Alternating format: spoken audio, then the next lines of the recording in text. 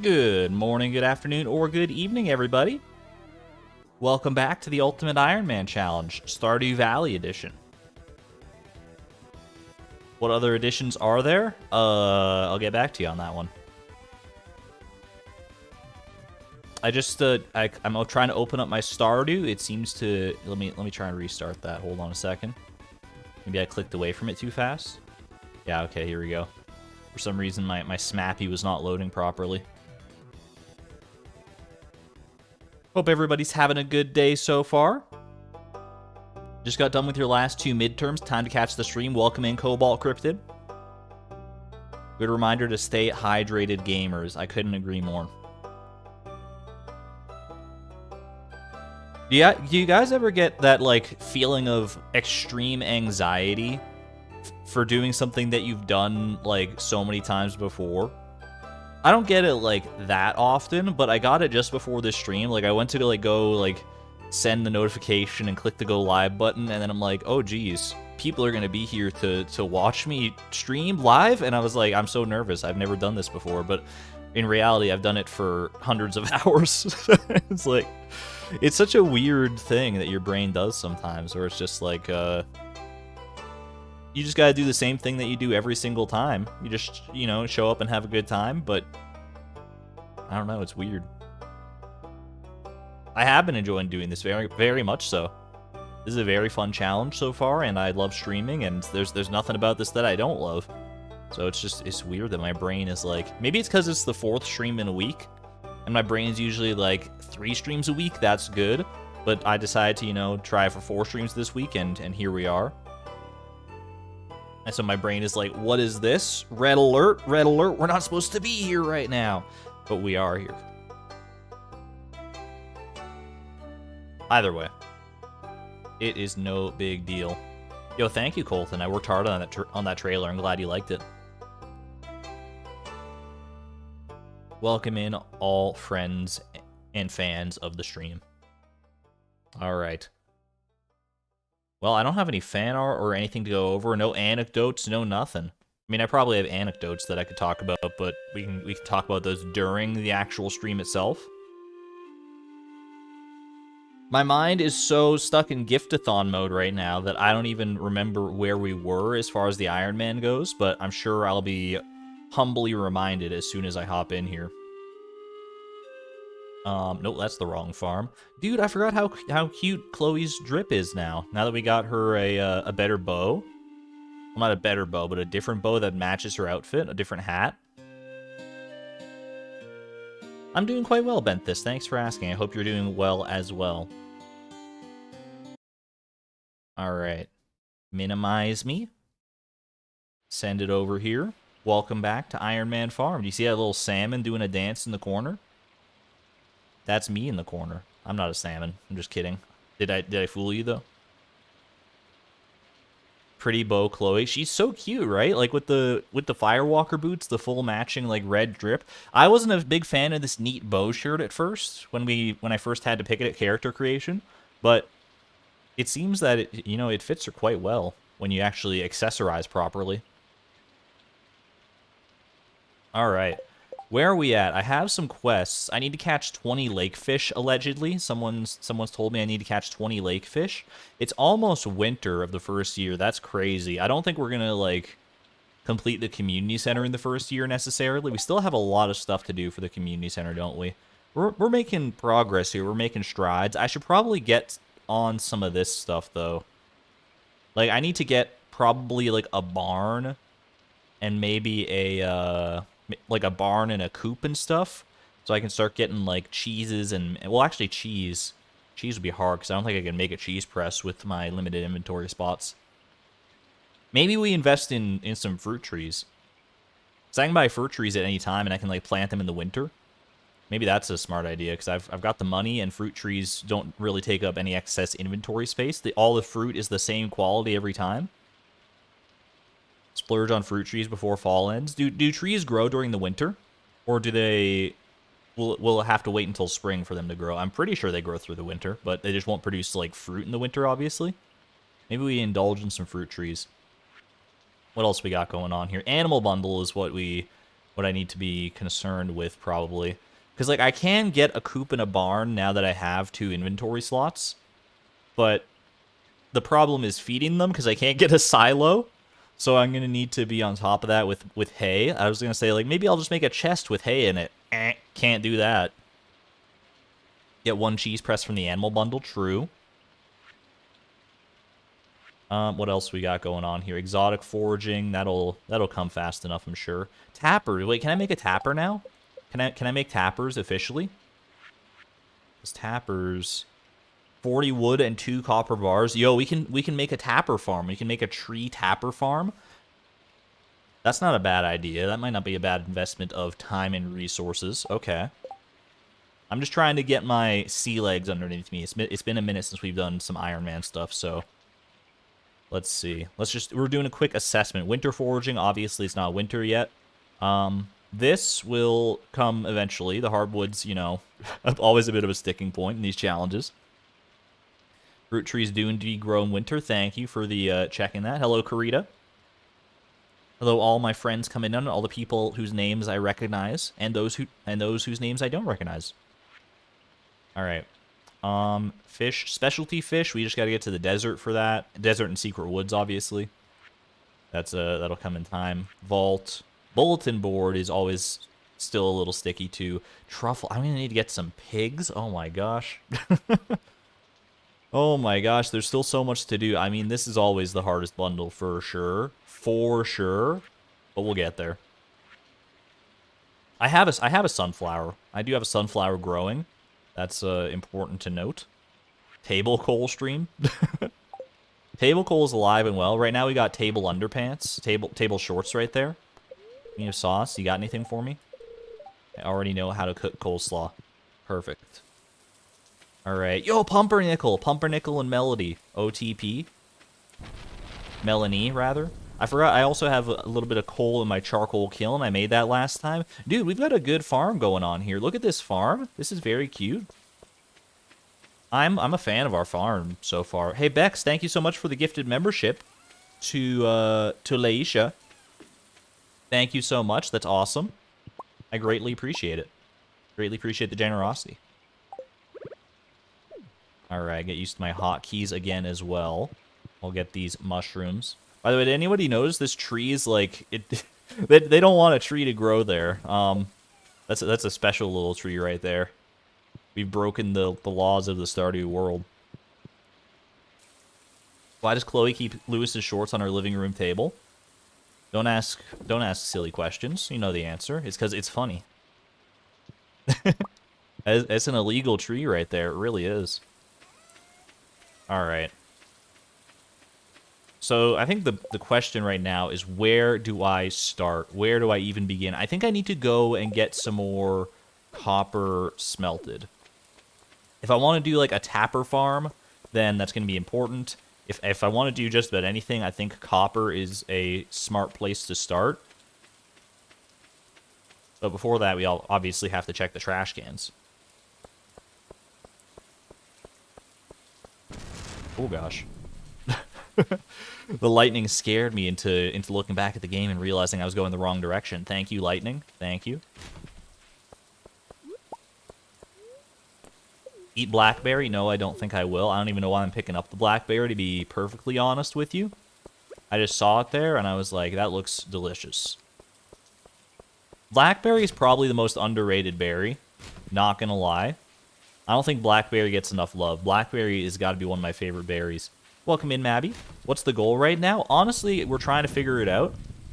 You know what I should do is I should do this biome balance. I should catch the 20 lake fish. Because that is a time-sensitive thing right now.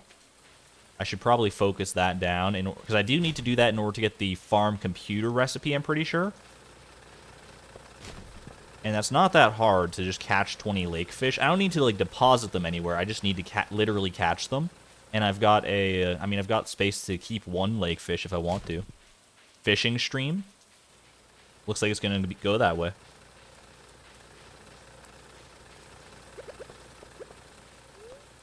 Consume the blackberry for a little bit extra energy, and let's go buy a rod from Willie. I don't need anything fancy. A simple training rod will do! Exclamation point rods. A simple, meager, paltry training rod shall do. What is this? Hee hee, they love it. Look at him go. I forgot about this. I forgot we did this. Oh, no. It never gets... In fact, I think it gets more gross every single time. Because as I look at this thing longer, I just see more that's wrong with it. Like, there's, like, a little, like, tumorous part right in the middle there.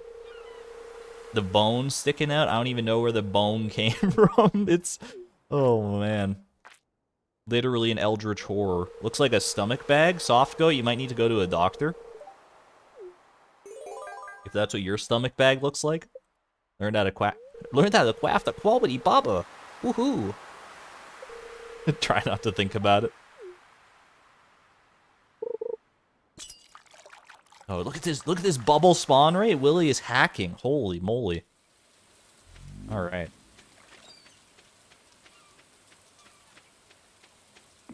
Well, you have fun with that, Willie. I guess I can grab these. Well, not quite all of them, but that's okay. Sell that. Then grab me a training rod. Yeet this. Sell this. And then we'll grab some more bait to fill those back up. The crab pot cycle begins anew once more. Welcome in, Purple. Perfect. Alright. And let me update. Oh, I don't have Nightbot open. That's okay. I can easily fix this. Nightbot. Nightbot, very user-friendly. Nightbot, custom commands. Next page. Next page. I've got too many pages of commands, it turns out. Page 3, exclamation point rods. We have now spent $2,125 on new fishing rods. What a world. Not 45 training rods, just 5 training rods. I backspaced the wrong part. There we go. Why not use the farm area so you can use sprinklers and put away the watering can? We can't put well, I guess we could put away the watering can with Clint if that's what you're referring to. In order to use that farming area effectively on the beach farm, though, we do need to get a copper axe at the very least. Actually, I think we need a steel axe, right? Because that area is clogged up by a bunch of big old logs that we can't get rid of until we get the steel axe, so...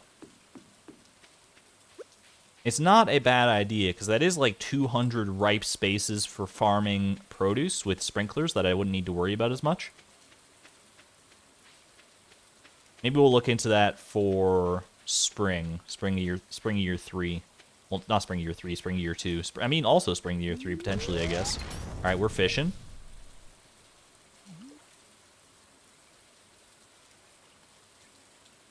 Yeah, it's not a bad idea, sissy.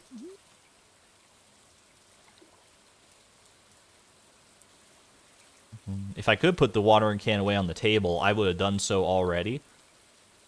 Real talk, if you could put tools on tables, I don't think I would be doing this challenge right now.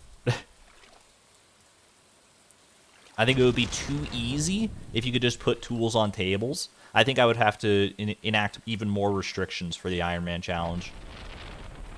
If you could do that, you could knock this down to at least 5 inventory slots.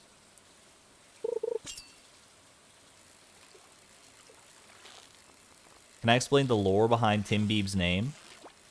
At the start of The Price of Perfection, we got our dog for the first time, and I was like, what should we name this dog? And Charlie Barley happened to be in chat. She just piped up with Tim Beeb, and the chat loved it. And Tim Beeb, for those who aren't Canadian nor Canadian adjacent, it was a promotional item from Tim Hortons. I also see those bubbles. Let me take advantage of that. It was a promotional item from Tim Hortons, a collaboration between Justin Bieber and Tim Hortons. And Tim Hortons is like is analogous to Dunkin' Donuts, maybe, or any similar coffee / donut shops. Chub is better than a carp, realistically. And it's just such a silly name, so. But that's the lore of how it came to pass. It's all from Charlie Barley. You can just blame her. Duncan, but worse. Salman's coming in here with the heat. Just throwing shade all over Tim Hortons' name. Look, I'm not saying that Tim Hortons is, you know, the greatest coffee shop of all time.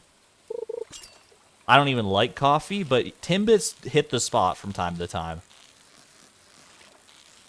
Chat, what's the best Timbit? Have you ever had? If you've ever had Timbits, you're allowed to weigh in on this conversation. What is the best Timbit?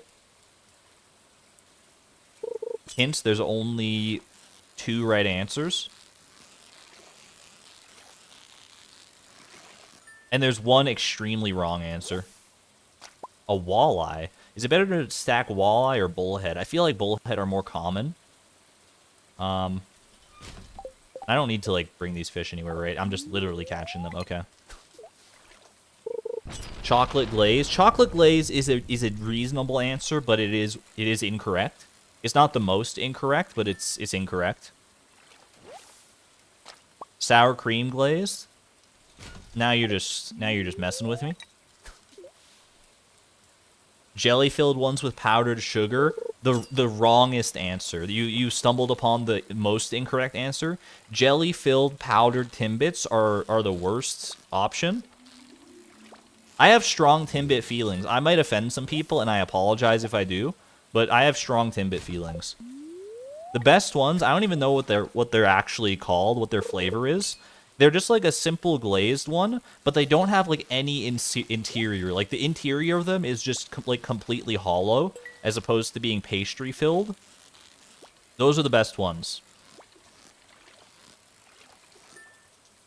Where you just bite into it and it all crunches down and compacts into a singular globule of I should take this over the bullhead, honestly. Will the bullhead stick around if I go donate this? Probably. Welcome in, Ashley. You tried to go to Tim's twice, and they were out of, like, everything both times. Salments, I'm sorry to hear that you've been so wronged by Tim Hortons.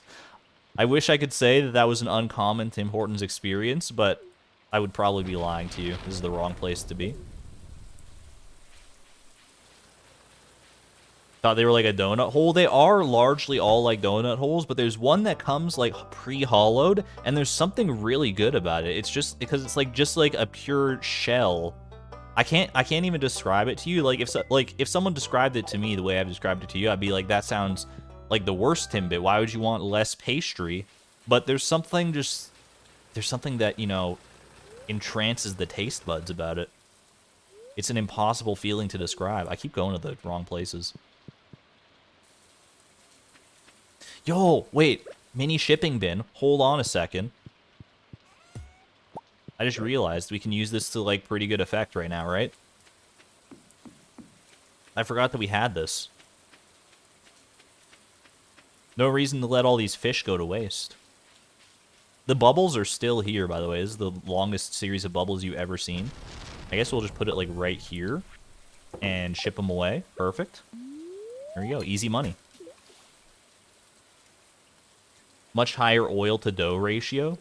Maybe I'm an oil boy then. Not like a Pillsbury dough boy. I'm a Pillsbury oil boy. The other correct answer, for those who are wondering, is the birthday cake flavored Timbits. You can't get them all the time, I don't think. I feel like maybe they used to be like a limited time thing, and now they've hit the mainstream Timbit echelon, but they, because I feel like I can get them more often than I used to. But they are fire. They are confirmed amazing. Epic mini shipping bin play. Sometimes I have my moments. I'm not going to lie to you. Unfortunately, we won't get any quality fish because it's the training rod, but...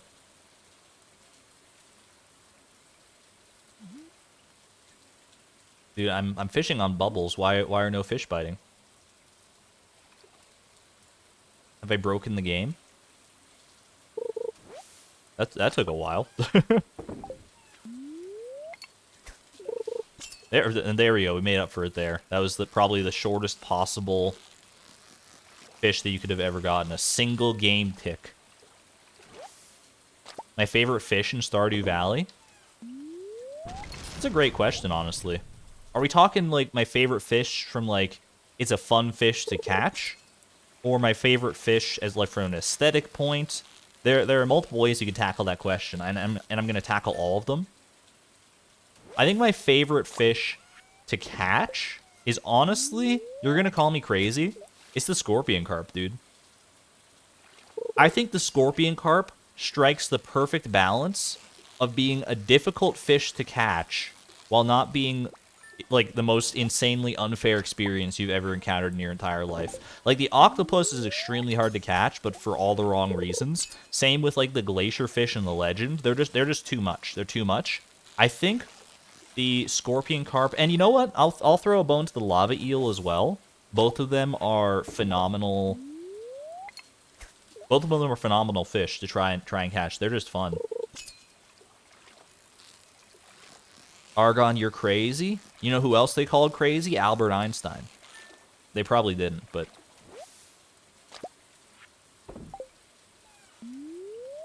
Scorpion carp is the hardest fish in the game.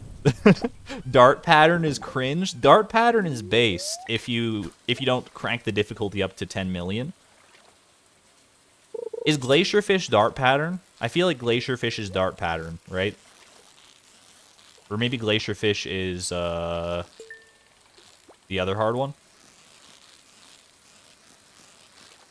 I know legend is mixed. What do we get here? 12 stone.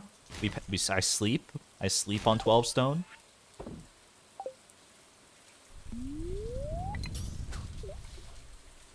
I would have to hard disagree on the scorpion carp being the most difficult fish. I think if I went to go and catch every single fish in the game, I would catch all of them on my first attempt, including the scorpion carp, except for like a select few. Like the octopus I would not catch on my first attempt. The legend and the glacier fish and probably the crimson fish I would take multiple attempts. Scorpion carp has the highest difficulty dart pattern. Okay, then I guess dart pattern is based all the time then, because it's not that hard.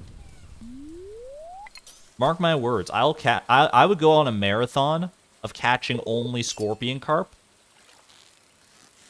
and I would never miss. I would never miss. I could go an entire day catching only scorpion carp and all scorpion carp, and I would never miss a single one. They're not that bad. Why is the angler so easy to catch? Because he loves you and he wants to be with you. So he doesn't put up much of a fight.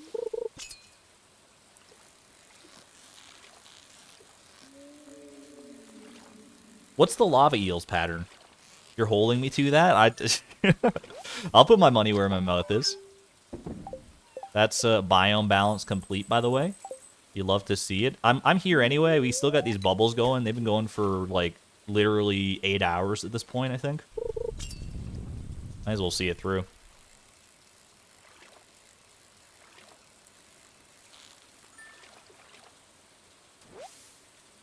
Yeah, mini shipping bin is allowed because it's merely temporary storage. I don't get to do anything with these fish. It's just a nice convenience to be able to sell them like this.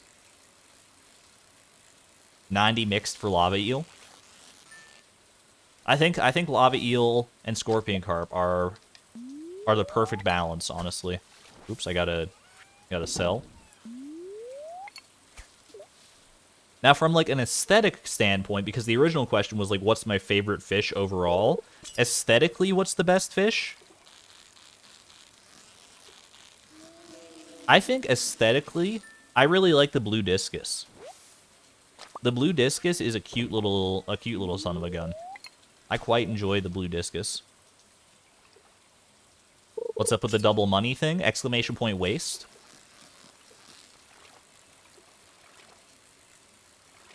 Never played this mod. Neither has anybody else, Pholinks. This is a mod that is custom made for this challenge. Courtesy of Chilo J. The island fish are very cute. Honestly true. Like lionfish, blue discus, and stingray, they're all in the upper tiers of my fish aesthetic tier list. I also, something about the walleye kind of tickles me a little bit. I think there's like a nice contrast of colors there. Like, look at this guy. Maybe it's just recency bias, but he's looking pretty fresh. Midnight carp is pretty. I agree with that. I wish the rainbow trout was a bit more rainbow, personally. Fave is definitely the blobfish. Dude, I mean, the blobfish to me is somewhat mid. But you reminded me that the night market fish exist, and there's no doubt in my mind anymore. Midnight squid, top tier. Midnight squid is top. It might be the #1 as far as aesthetics go. Have you ever seen such a beautiful shade of indigo in your life? I really love indigo, so you know I'm biased. Those bubbles are finally gone. Holy moly. Slimejack is kind of cute. Slimejack has like a square head. Oh, there's bubbles there. Hold on a second. Slimejack, yeah, Slimejack is. I feel like Slimejack could be a bit cuter. It's not bad, but it's like it's a little too square for me. I'm almost exhausted. I've just had too much fun fishing today. I've caught so many lake fish, the courtesy of the bubbles. Speaking of square heads, you love your stonefish. The ice pip, you know what? The ice pip, like thinking of the like mines fish like that. The ice pip is another one that's there. I like the shades of blue. What can I say? I think we got room for one more cast here. I missed the bubbles because I'm too ambitious. That's so mean. What are you talking about? He has a square head. You'd like the Dorado to look more golden? I kind of agree with you, but I also really like how the Dorado looks. The Dorado is a nice shade of orange.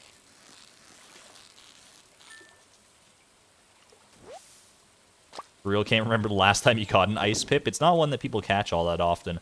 Actually, we can do a little more fishing, because who really cares about selling this green algae, right?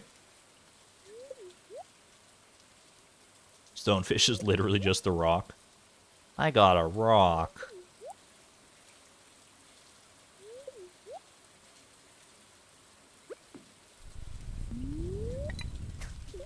This is probably the only fishing we're doing for this stream, for the record, because of the quest, so I'm just making the most of it.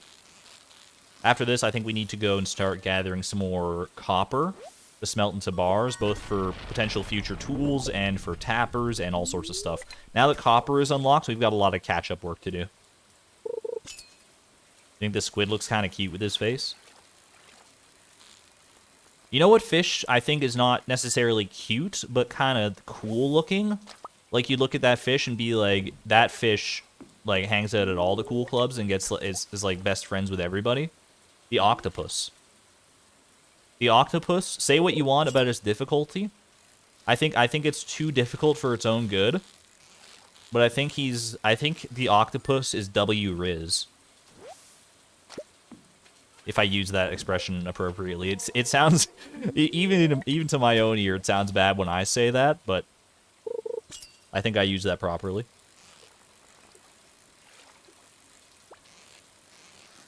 The octopus has like an O mouth. He's like, oh, did I do that?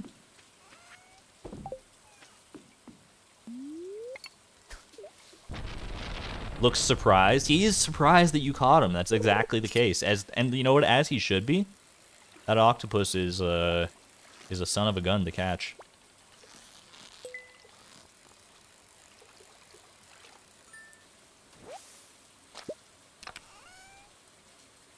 A geode or a carp. Maybe I can get the best of both worlds, potentially. I'm not throwing them into the water for some reason. I don't know why they're not landing in the water, but I'm thankful for it. I don't know if I'm going to keep this geode around all that long, but we've got it now. You wish there was a shrimp fried rice recipe? You like catching the crab pot fish? There's shrimp cocktail. That's like the closest we're going to get, probably. I just realized now I've got too much... now that I've got this geode, I've got too much juggling to do. So I think we just call it a day there. You know, and I'm going to go ahead and leave this here. If I pick up the mini shipping bin, does that Is it? Am I okay? Can I do that? No, it's not letting me do it. Okay. Mini shipping bin has to stay there overnight. I'm sure Mayor Lewis will find it just fine. I'll put a little sticky note on my actual shipping bin at home. I should take the minecarts. I'm silly. I'll put a little sticky note on my actual shipping bin, and just tell them that it's out here. It'll be fine. Good night, mini shipping bin. You're telling me a shrimp made this cocktail?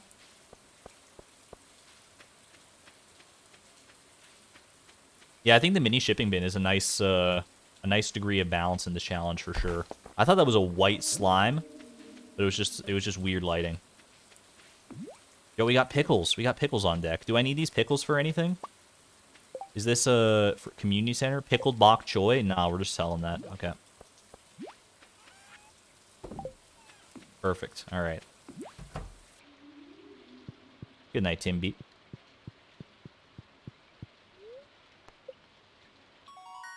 Level 6 fishing. I never thought I'd see the day. This is awfully late for level 6 fishing compared to most challenges. Dude, look at our fishing gains. That's actually so big. Mini shipping bin is is busted. Slimes? Yeah, we got the we got monster spawning on our farm. For easy monster access. Little sunflower honey if you don't mind. This is also not community center, okay. Thanks for your help with the fish. Nature is usually good at keeping things balanced, but sometimes artificial factors can cause an imbalance. I've enclosed a blueprint from a science magazine that you might find interesting. What science magazine is that? I don't have a witty comeback, honestly. I'm just honestly kind of curious what science magazine it might be. All right, let's toss that. Just set that there for now so we can maybe get another battery pack. Based and slime piled. Slime pilled, not slime piled. I was getting piled by slimes last night there. The magazine is Science. I often forget there's a magazine just called Science. That's probably actually correct, yeah.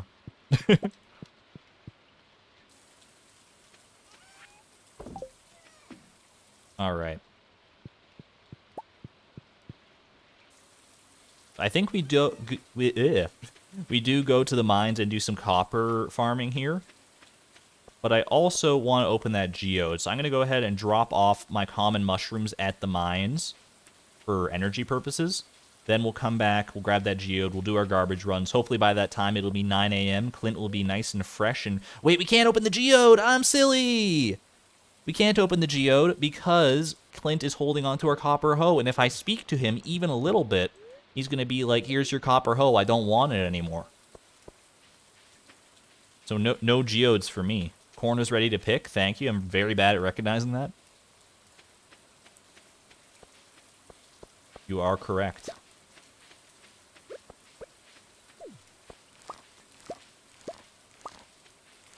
Yeah, I gotta pick up my copper hoe before I can open more geodes. So that's not on the table. Tim Beeb is such a fun name to say. I agree. It never gets old. All right. I mean, realistically, I don't know if I'm gonna keep that geode around now that I remembered that. I'll leave it there for now because there's no sense in not keeping it, but its time is probably pretty limited here. I can buy more tables indeed. I was sorry, I was looking at chat. I didn't think that the bus was actually available. I can indeed buy more tables. In fact, we bought quite a few tables, as you can see here. All right, I'm just gonna drop these over here for right now. Actually, we'll drop them maybe like down at the door so that they're out of the way when I want to smelt some copper. I'm trying to think the best way to do this. Because I want to get copper. Maybe we just start by getting the copper first, and then we focus on coal. Like make them distinct grinds from one another rather than trying to min-max it all at once here. Let's just start with the copper and see where we land. So I don't need to focus on anything else. It's only copper rocks that we need to worry about. Is playing this mod even fun? Faux links? I mean, I think you might be new around here. We have a certain definition of fun, and this definitely falls within that camp. It's challenging in a way that I find quite fun indeed. But it's not for everybody, and I can recognize that. In fact, it might be for almost nobody. At least as far as playing it goes. Thumbs up in chat if you would ever consider trying an Ultimate Ironman challenge yourself in Stardew Valley. Thumbs down if no. Like, playing it the whole way through. You gotta get at least perfection. Which is, I mean, that's quite a goal to reach for. I think most people are content just watching it, but there are those amongst us who would want to play it too. In fact, there are those amongst us who are playing their own versions of the challenge over in the Discord, which is cool to see progress from them. Significant amount of thumbs downs. There are a few thumbs ups thrown in there.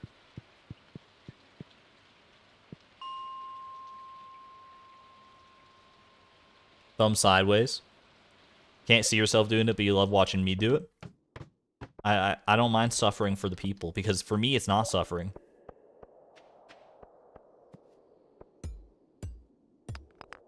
It's more suffer core, which is like a term that Dan Giesling uses, one of my favorite streamers. I think it's a good term for like something in a game that should be, you know, should be mind-numbing and difficult and, you know, cause great suffrage. But it's a fun time all around if you put the right spin on it. Speaking of playing Ironman, how can you try it out for yourself? I honestly, it's a bit of an involved process to get it first set up. The mod here that I'm using for like to display like the 6 inventory slots and this counter and stuff, that's all just like cosmetic stuff and quality of life upgrades. You don't need all that. The actual to like set it up for 6 inventory slots is you need like the debug commands enabled, which is pretty easy to do. I think it's a mod that actually comes bundled with Smappy when you download it. You can just like put in a specific console command. I did it at the very beginning of the challenge in the first VOD, so you can reference that if need be, but I could also honestly just write up a guide of some kind for it. You would, but you only play on console. I mean, you could do like a scuffed version of it, where instead of, you know, using mods to get your 6 inventory slots, you could just like fill your other inventory slots with trash or like furniture or something that doesn't stack. So you'll never be at risk of filling those spots up. It's a bit more janky, but it is a way to do it.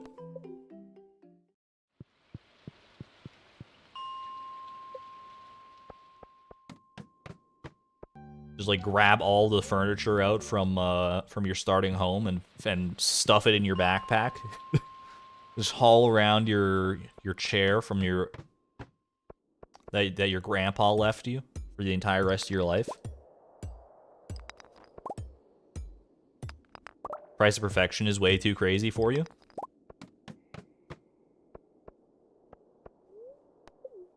I'm not gonna lie, I do think overall Price of Perfection is a more difficult challenge to adhere to and to complete all the way through than the Ultimate Ironman will end up being. I think they're both difficult in their own ways. I think the Ultimate Ironman is going to end up being easier and shorter in the long run.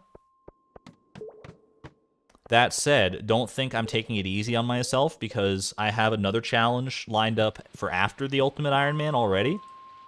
And I think that it is probably harder and more difficult and more of a time investment than if I combined like the Price of Perfection, the Ultimate Ironman, Fibrous Farm, and like the No Level Up Challenge all at once. I think it's a huge, insane commitment. And I'm very excited to reveal it to you. So, cannot even fathom what it might be. It's a tough one to guess. I'll give you that. It's a tough challenge to guess. I had to think outside the box for it. But we don't need to worry about that right now. We're still very early in the Ultimate Ironman, so let's not even concern ourselves with what that future might look like. I still have some work to do to even like get it set up properly. To get it working the way I want it to. By which I mean, you know, I need to... Because, like, all these challenges start as just, like, a seedling of an idea. And then it's like, okay, is that even remotely possible? Basically, here's my process if you ever want to come up with like a challenge run yourself. I think of like, okay, what's the most insane thing I could possibly restrict myself on? And then I think of it, and then I'm like, okay, well, that's probably impossible. And I think of reasons why it might be impossible. And if I come across something that seems like an insurmountable task, then I'm like, okay, can I dial this back or twist it in any way that'll make it at least, you know, theoretically doable, if only very frustrating and time-consuming or something. And, you know, you just keep on morphing and toying with it until you land in an area where either it's, like, the restrictions are too arbitrary to make it any fun anymore, or you find a nice, nice solid balance. It's not an exact science, but that's generally the way I approach it. Yo, thank you, Folinks. I hope you have a good night. Take care. You enjoyed that stream where we brainstormed together about the giftathon? Dude, 3 amethysts? What on earth is this? I'm taking these 3 amethysts, and I should actually go get the mini shipping bin again, so that I can, so when I run into things like this, I can just straight up sell them. That's why we had the mini shipping bin in the mines to begin with, right? So let me make sure I go take care of that before I forget. Next Argon Matrix Challenge, play the game normally, impossible. I don't know if I could ever go back to playing Stardew quote-unquote normally ever again.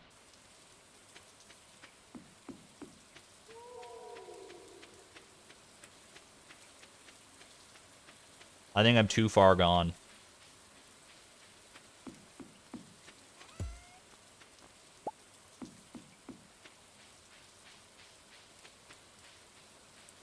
That said, when Haunted Chocolatier does come out, I'll probably end up playing it normally at least, like, the first time through, until I can get, you know, a solid grasp of what is and isn't possible within the game, and then we can start toying around with fun ideas, potentially.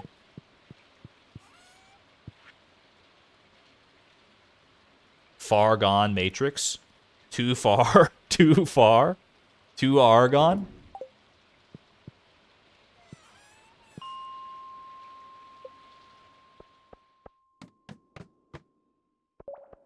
Yeah, that was weird. Chat was like a collective hive mind for a second there. Everyone was like, too far gone Matrix.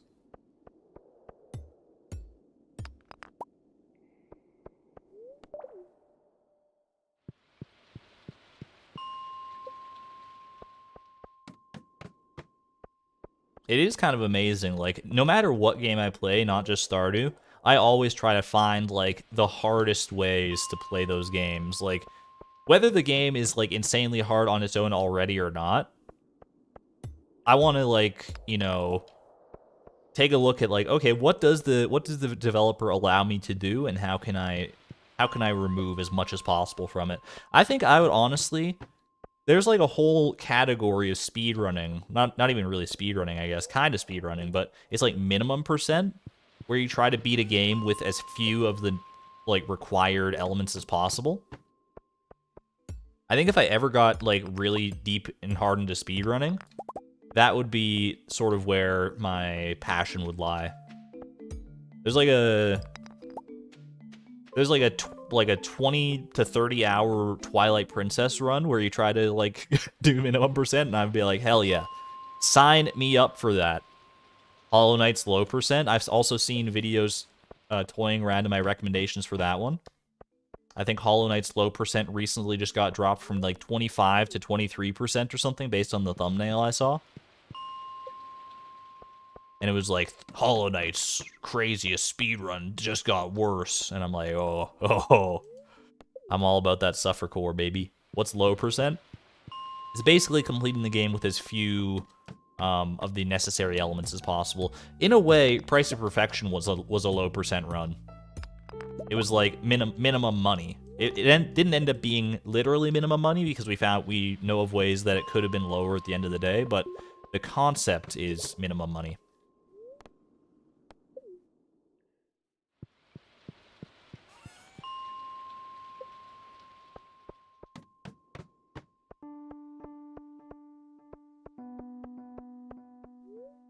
Scurry makes great vids. Is Scurry the one who did that Hollow Knight video? I haven't actually watched the video, so I don't know, but I have to assume based on context clues here. Scurry is your second favorite streamer after Argon. That's quite high praise. Or is it? I don't know if saying that is boisterous.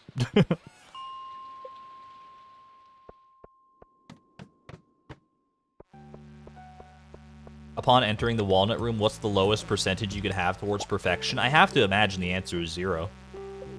I with all the tricks of the trade that you can do in Stardew Valley, I think you could get into the walnut room. No, wait, it couldn't be 0. Because you have to gather at least 100 golden walnuts. I think you could still get away. Well, actually, is walnut completion an all or nothing thing, or is it a gradual scale? AKA, do you need to get all 130 walnuts in order to get any percentage for it? Or do you need to, or is it like track it as you go? Because if it's all or nothing, then you could probably get in with 0. If it's a gradual thing, I would say you could probably get in with like 1 or 2% maybe. Based on how the golden walnuts are tracked. Could you glitch into the walnut room? Not that I know of. We also tend to avoid glitches around here regardless, so I will consume these cave carrots. What's the gray money thing? Davy Jones, exclamation point waste. You think it's scale? I think so as well. I think you're correct that it is scale.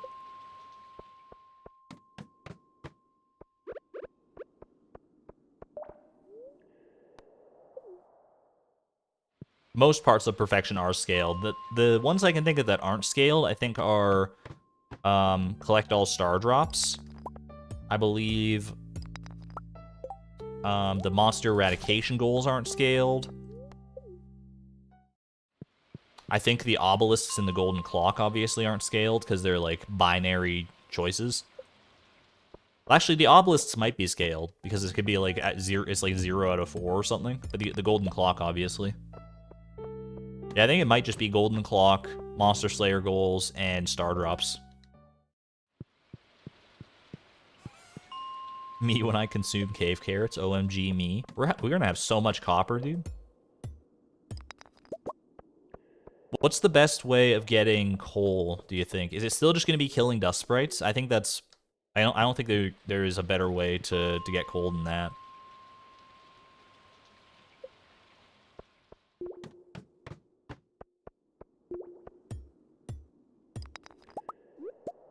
I was thinking, like, charcoal kiln strategies. We do have a little cheeky charcoal kiln, but I don't think it's a scalable process. Can't I go back for the coal carts I missed before? I could, but I honestly do not remember where they are. I don't remember what floors those were on. But that would be a good idea, honestly.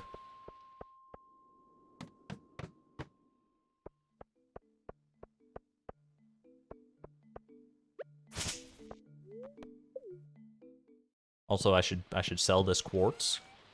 Actually, I needed to donate a quartz at some point here. Hold on a second. We need to donate some of these.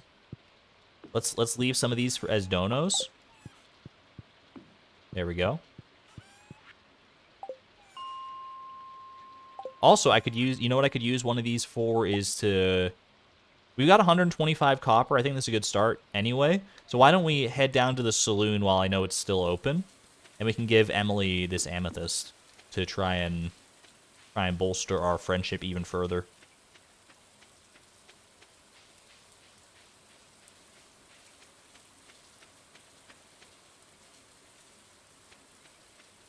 You slingshot everyone's friendship so the bulletin board doesn't count. Yeah, I mean, yeah, you could easily get into the walnut room with all 0 friendships.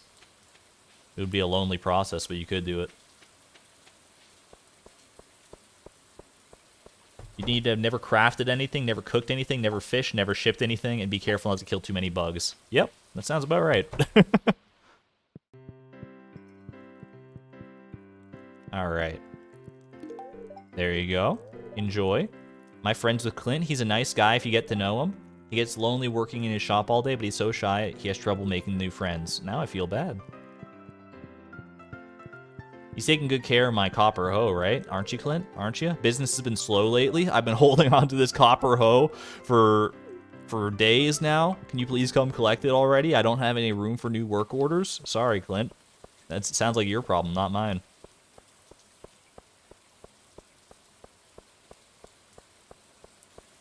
And also make no friends.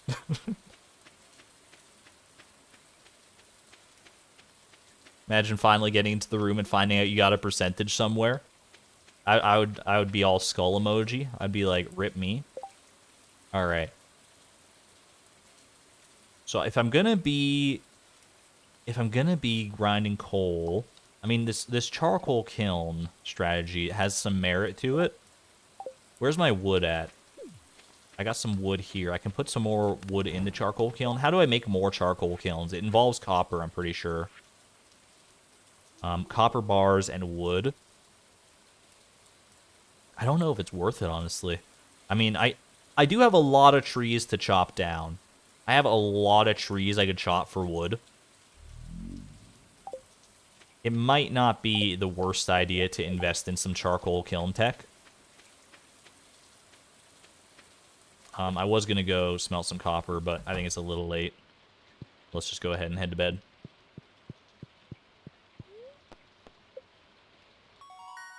Ooh, level 6 mining. I'll take that.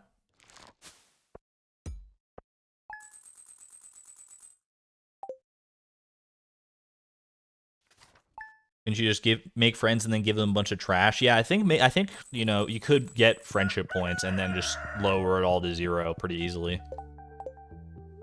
That wouldn't be too big of a deal.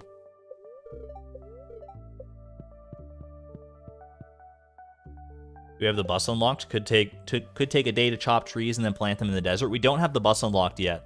But we have a decent amount of money, so it won't be too long before I can unlock the bus. That said, let's get some money right now. There's only 2 days left in fall, so I won't need to replant any of this stuff. Literally just gonna sell it all, I think. Come by the shop and check out the new rods I'm selling. No, I don't think I will, Willie. I don't think I'm ever gonna buy an iridium rod. I hate to tell you this.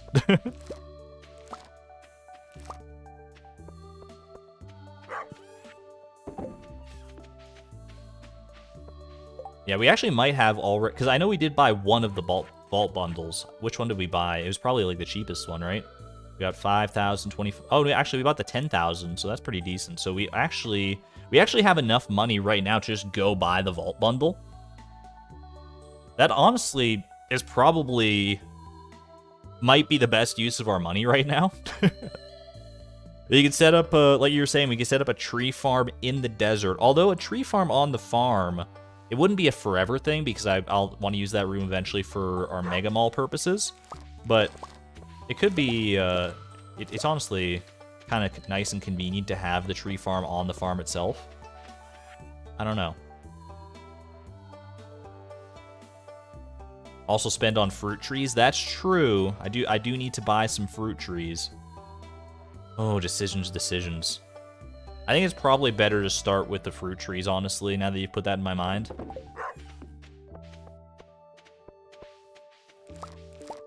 I think that's a smart play. Alright, I was growing a bunch of amaranth here. Do I actually need the amaranth for anything, or am I just selling it? Build a coop. Look at all these quests, dude. And reach level 1 farming and craft a scarecrow. I was like, what are you talking about? I'm more than level 1 farming, but then this is the part that's stumping us right now. Oopsie. Alright, all this. Place 10 beets inside Mary Lewis's fridge. Giant pumpkin mega spoiler. I apologize. There's not really a way for me to hide the giant pumpkin as it currently stands. Look at all this gold quality amaranth, dude. We're gonna be freaking rich. We might have enough money once we sell all these pumpkins as well to afford both the vault bundle and the vault bundles and all the fruit trees. I think I'll start with fruit trees, though. I think that is a smart play.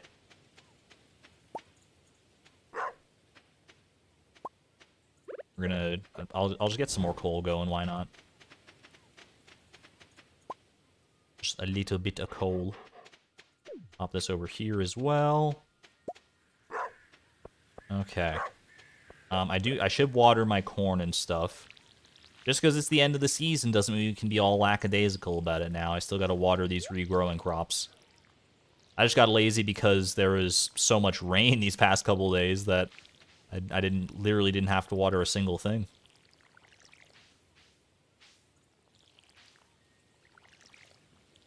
I'm just trying to tell what's already been watered and what hasn't. Dude, I think I'm just gonna water it all, honestly, though. The retaining soil is nice, but it'll be nicer when we actually get, like, deluxe retaining soil and we don't have to worry about watering ever again.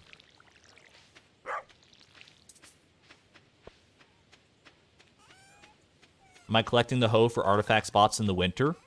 Undecided. Remains to be seen. It kind of depends on my mood at the time, to be honest with you. I will need my hoe to get a winter yam, right? Or a snow yam. I don't think I can get it without the hoe. I don't think there's any way to do it other than tilling.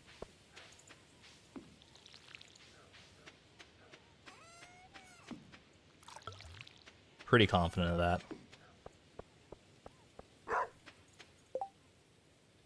Hoping to get to Ginger Island on your penultimate Ironman farm, but you have given up that dream. Ginger Island on your first year. It's a tough ask, honestly. Especially if you're like me and you're avoiding the traveling cart like the plague. Which I don't have a great reason for, but I just feel like, you know, it's not where I want to be in my life right now.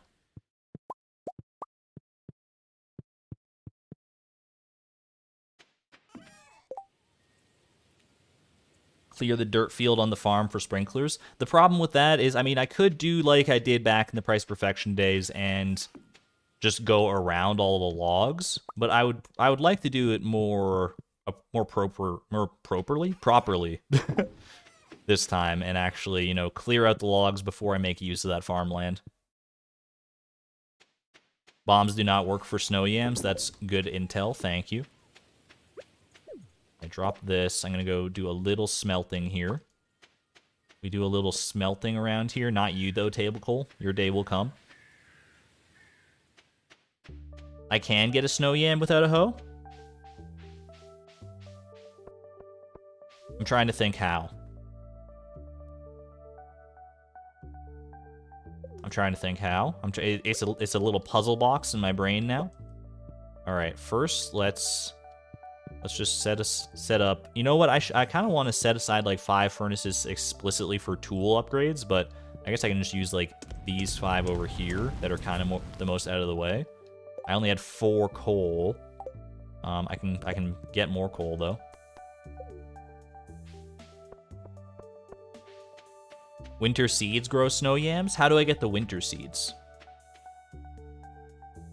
Because usually the way I would get winter seeds is from completing the winter foraging bundle, but that's a bit of a catch-22 right now, because I need the snow yam in the first place. I know you can trade for them at the Desert Trader. You can trade like 2 fall seeds for a winter seed or something like that, but I don't have any fall seeds, nor can I craft them, because to craft a wild seed you need like a lot of inventory space. Take the winter roots, put them in a seed maker, and grow the seeds. Oh, a seed maker! I forgot about that. That's actually, you know, that is a viable tactic. That is a tactic I had overlooked up until this point. I want to go get some fruit trees. I'm going to do that. I'm investing in fruit trees. I'm investing in me, and me wants some fruit trees. I think we just need, like, one of each. Like, one of each fruit tree is nice enough. Do I have enough money to do that? I guess we'll find out. Fruit trees they're kind of expensive. They are admittedly quite expensive. You also trade the seeds I got from the community center. I could have, but unfortunately I already planted the fall seeds, so rip me. Didn't think that far ahead. All right. I mean, I should get the ones that grow in spring for sure. Cherry sapling and apricot sapling. Apricot. Will they grow during the winter? I've been told by one person in chat that they will grow during the winter, so I'm taking it as gospel. I also firmly believe, I feel like I just know that they do grow in winter myself. One common mushroom, All right, we're gonna buy also orange and peach sapling.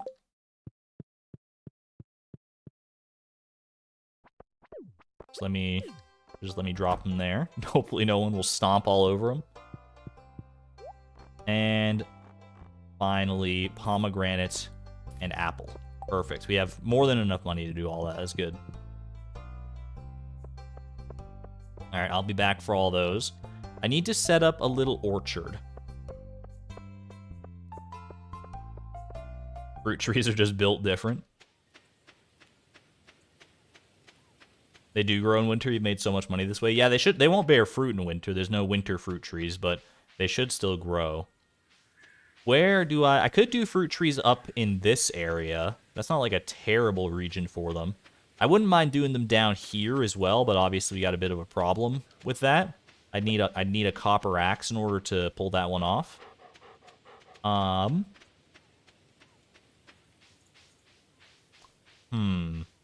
I need to do some farm clearing for sure.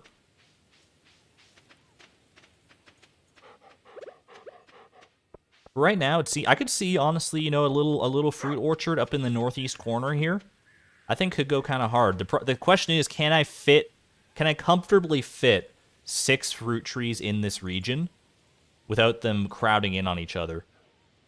There's only one way to find out.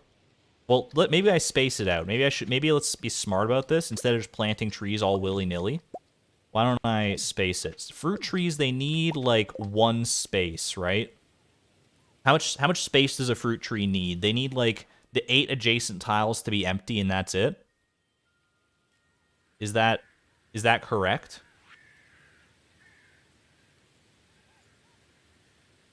Fruit trees in the greenhouse once unlocked? It's always a smart idea for sure. They only need 1 tile. Okay. So if we do, let me get some wood paths so I can do a little bit of a planogram here. Let's just do like 25 wood paths. Well, how many? If I'm gonna need 8 per, well, not 8 per tree necessarily. We'll just do like 30 wood paths. It's fine. All right. Let's plan it out here. So I need a spot, like if I start like way up here and do like 1 tree like right there in the middle of that, then we can do another one. I can't put one here. Like, if I put a fruit tree here, can I also put one here? Can they be that close together? I don't feel like they can. You need 2 tiles of space if you have fruit trees right next to each other. That's what I thought. I feel like there needs to be something like this. Like, it needs to be separated that way. And then, I don't think there's enough room to do one here because there's bushes in the way. Bit of a puzzle box. Is there room here? I think there's room here. Okay, there's room there. And there's also definitely room here. Get that out of here. You're also getting out of here. Where are my wood paths at? There we go. They're too close. You can get a seed maker in the dye bundle at the community center. Also treasure rooms through Skull Cavern. Thank you, Malehu. I do remember the dye bundle one. Yeah, that is correct. All right. I could do 4 like that. Could I do one like down here somehow? Probably not, huh? I could do like one over. No, this tile is not available. But this tile, I could do one like there. And then we just have to do one a little further down. Like, I kind of want them all a little bit more clustered than that, but this should work, right? Just plop one down here. Your apple sapling won't be able to grow here. Why not? Is it the wood paths? Is it the pathing?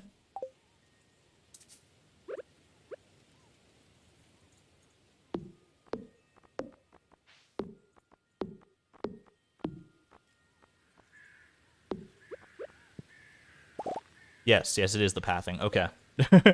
It is the paths. Okay. Sorry, I'm not very fruit tree pilled. That's my bad. Okay, so I got to clear out these pathways in order to actually do this effectively. Grab me that. And then we plant one right here. Perfect. Now we go grab 2 more. I think this is going to work out just nicely. I think we're going to have a nice little fruit tree orchard ready to go. I can put paths down when they grow. I don't think I even want paths down, at least not those paths. Those paths are kind of not my aesthetic, personally. Oops, I forgot.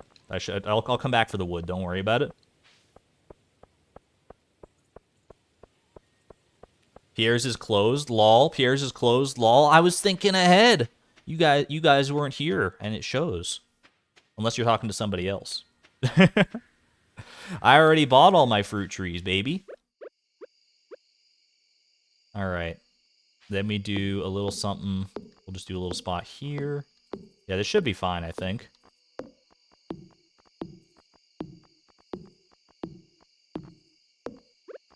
One right about there. No, right about there. Perfect. And then right about there. Lovely. I hear a bat coming. I'm scared.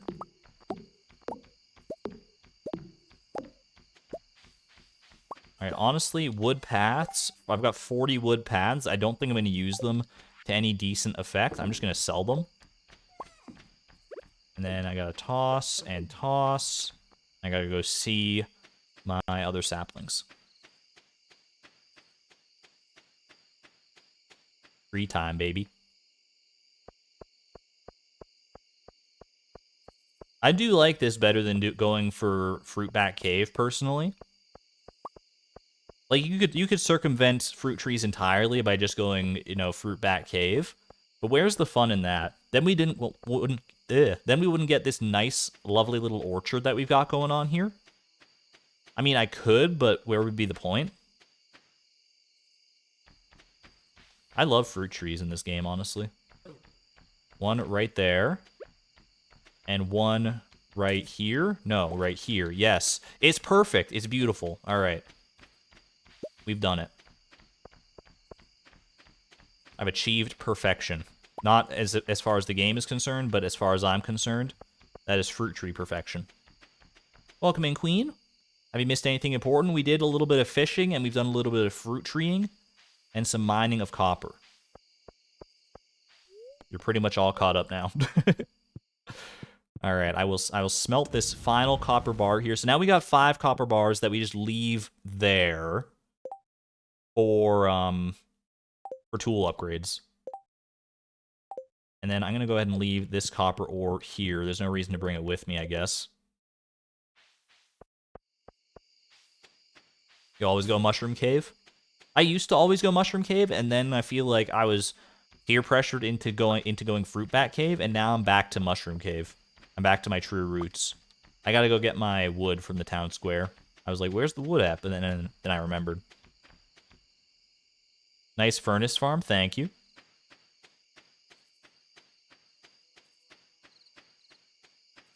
I always am picky about where I put my furnaces.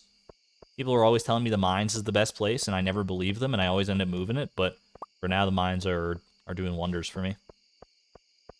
I should also move that charcoal kiln to the mines. Because it's not like I'm ever going to use coal on the farm until I start getting scarecrows and stuff, I guess.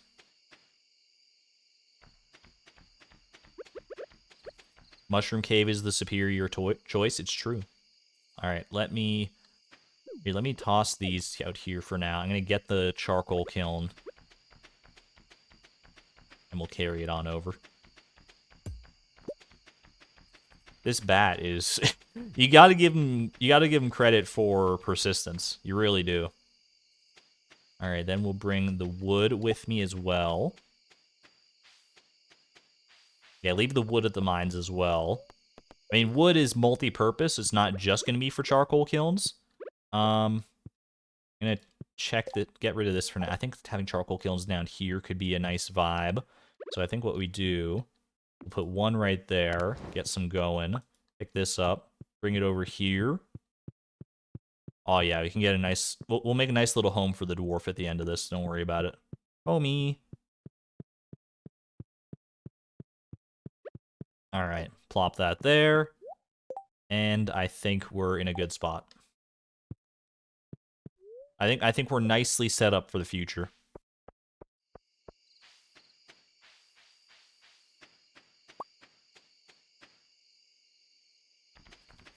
I think this was a good day of planning. What am I missing? Is there anything on the ground here that I can still... I have a geode there.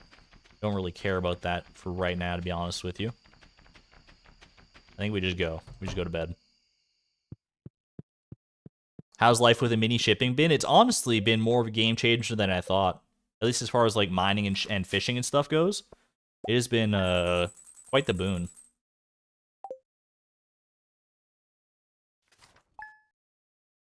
You wish the Wilderness Farm had more unique monsters? I wish the Wilderness Farm was more unique in general. Seeing iridium bats and serpents on the farm is really jarring. That would be cool if there were monsters that were just straight up unique to the Wilderness Farm. I could get down with that for sure. Toss these mushrooms for right now while we pick the pumpkins. I remember I need to keep one pumpkin for Caroline's quest. Yo, I can fulfill Caroline's quest literally on Spirit's Eve. Perfectly planned? Every time I've ever given Caroline a pumpkin for this darn quest, it's been literally like... it's been like months or years after the actual Spirit's Eve event. This time I'm actually bringing it on time. Can you believe it?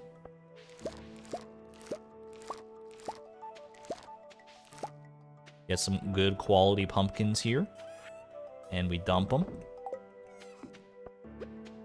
I don't know if these are going to regrow at all tomorrow, but I'm going to water them just to be on the safe side. How will I be able to access her? Good question. Good point. Caroline doesn't really go outside of the town, and I won't be able to go into the town because the festival's being set up. I often forget that part of the process. It's okay. We'll just deliver it one day late. No big deal. No big deal.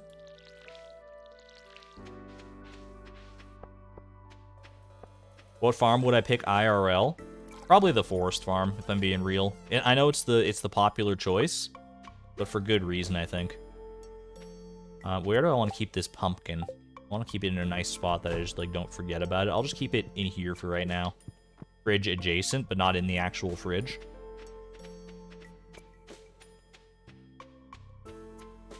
Have one for next year. I don't know if a pumpkin's gonna stay good for the whole year. I guess if she's got the kind of chest swords that we would normally have, but because those things do preserve things pretty well.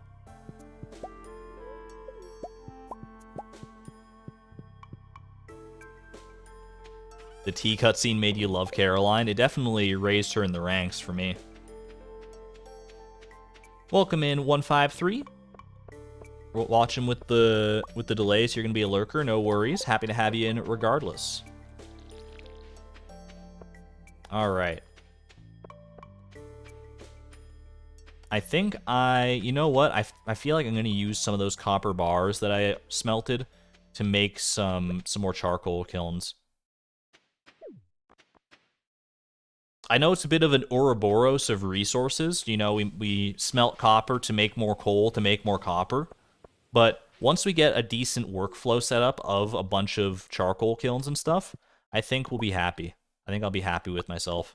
So when you get 2 there, then we craft another charcoal kiln. Like so. Like I can't put one there? Excuse me? This is an invalid spot apparently? I didn't realize. Okay. That's weird. I guess I will move this charcoal kiln 1 up then as well. Just so they're all lined up.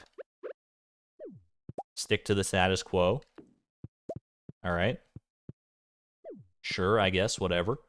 Then we'll do this. I will make a 3rd charcoal kiln. I don't know how many charcoal kilns is an effective amount of charcoal kilns.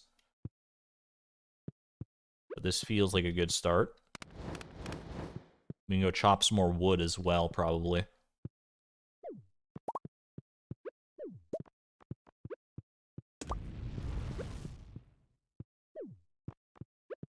Leave all this here. Perfect. Okay. Very important spot. I didn't think that that was, like, taken up by actual wall. I thought it was just its own thing. I think we only really need 2 more charcoal kilns, if I'm being honest with you. Just to fill out that little nook there, and then that should be plenty of charcoal kilns for the future. So let's go do a little bit of chopping. In fact, I'll start with these trees right here.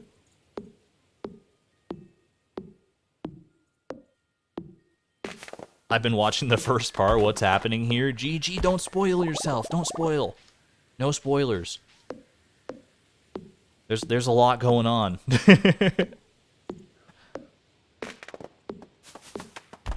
Riverland Farm is underrated if you have a hard time decorating your farm. I believe that, honestly. I've said that before, that Riverland Farm is the most aesthetic farm. So if you want a bit of a cheat code in order to help decorate your farm, I think Riverland Farm is a pretty good choice. Not great if you're actually planning on farming, though. But there are many different aspects to the game that are not farming, as we've seen time and again, so it's not that big of a deal. Alright, get more... Oh, I don't have any space. I don't have any space! I'm gonna sell this sap. Sell the sap, drop that. Bit of a juggling act, but that's okay. Do some of that. Drop this. Get these. Charcoal kiln. Perfect. And then we juggle that. Get 2 more of those. Actually, I might as well get 3 more going. No reason not to. Perfect. And then we just gotta wait for that copper to smelt, and we're looking good. We're looking pretty. We're sitting pretty. In fact, you know what? I will also get... I might as well use some of this coal and get even more charcoal on the go. Not charcoal, but copper. Sorry, it's just... There's so much going on in my brain right now. Okay. Final charcoal kiln for now. Nobody's ever crafted this many charcoal kilns before in Stardew Valley. On your first file in the Wilderness Farm doing a Joja takeover. I respect that, Queen. Wilderness Farm was also my first farm when I played the game way back in the day. On an actual just like vanilla playthrough. Alright, leave these here. And I think we go and we chop a bunch more wood. I think we're just gonna use my energy right now and just chop wood till the cows come home. Not charcoal, not copper, but a secret third thing. I'm not good at keeping secrets, though. That's the problem.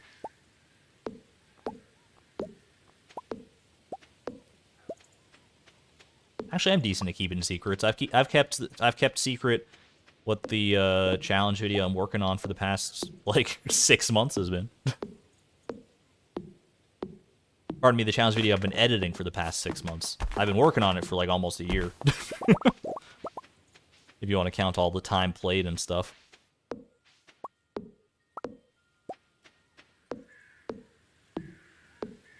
How will I know when the cows come home that I don't have any cows? I guess I've error encountered infinite while loop. Do chop trees while cows not home. Var not defined cows. Please recompile. I do not own a cows.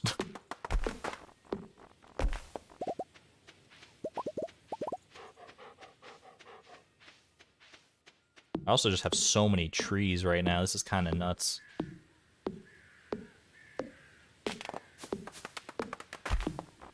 Your first farm was the forest farm, which worked out pretty well. I think technically my first farm was just the standard farm because the first time I played Stardew Valley was when there was only the standard farm, way back in the day. But the first one I actually remember making any real progress on and like playing thoroughly was the wilderness farm because I saw like, ooh, monster spawning, that could be kind of fun, make it a little bit more challenging. Turns out it didn't really make it more challenging, it was just like kind of more annoying, but it was an experience for sure. There's a lot of room on the wilderness farm. You can do a lot of fun activities.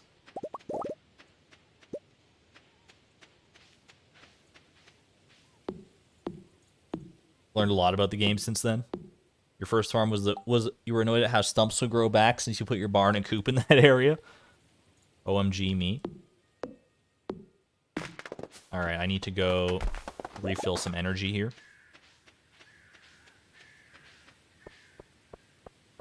I guess I can honestly, like, scythe this grass out of here. It's gonna all die when the winter comes anyway, so I'm not too concerned about it, I guess.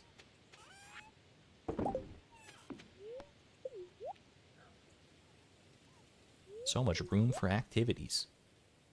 It's strange the places life can take you, says HaleyBot. Very true. Told me 5 years ago this is what I would be doing, I probably would not believe you.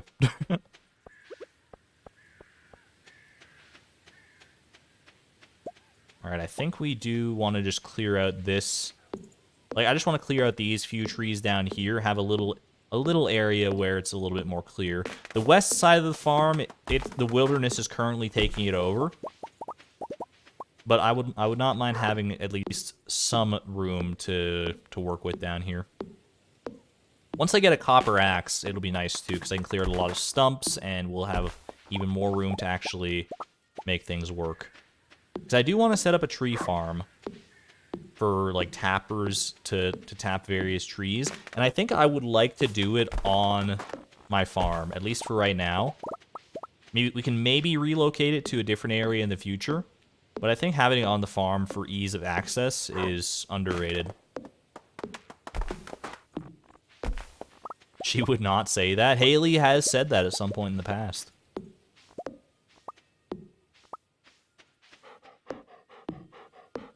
All the Haley quotes are quotes from the actual game.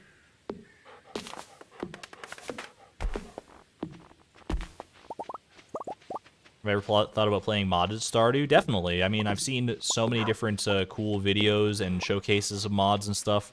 It's definitely on my radar. But the base vanilla version of Stardew still has so much untapped potential that I'm trying to mine and glean. That, you know, making room and time for modded versions of it. It's low on the priority list right now, I'll say that much. Not non-existent low, but low all the same.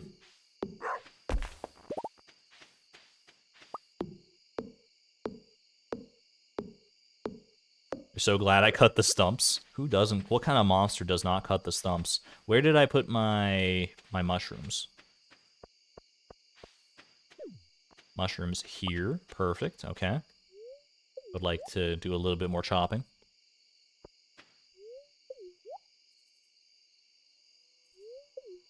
Set up the tree farm with the trees offset every other row so you can see them all. Just try it. I will keep that suggestion at the top of mind, Lisa. I'm not sure what I want to do for a tree farm yet. I probably won't set up a tree farm today because I kind of want to do what I did with my little farm layout here. I like how this ended up turning out at the end of it with these like 4 little allotments around a scarecrow. I want to see if I can come up with a similar sort of unique concept for a tree farm. Something that's both aesthetically pleasing and efficient, even if it's not like the most efficient. I'm in my aesthetic arc, what can I say? I'm starting to sacrifice efficiency for things that look good, because I think when things look better, it's more efficient for my brain to feel happy.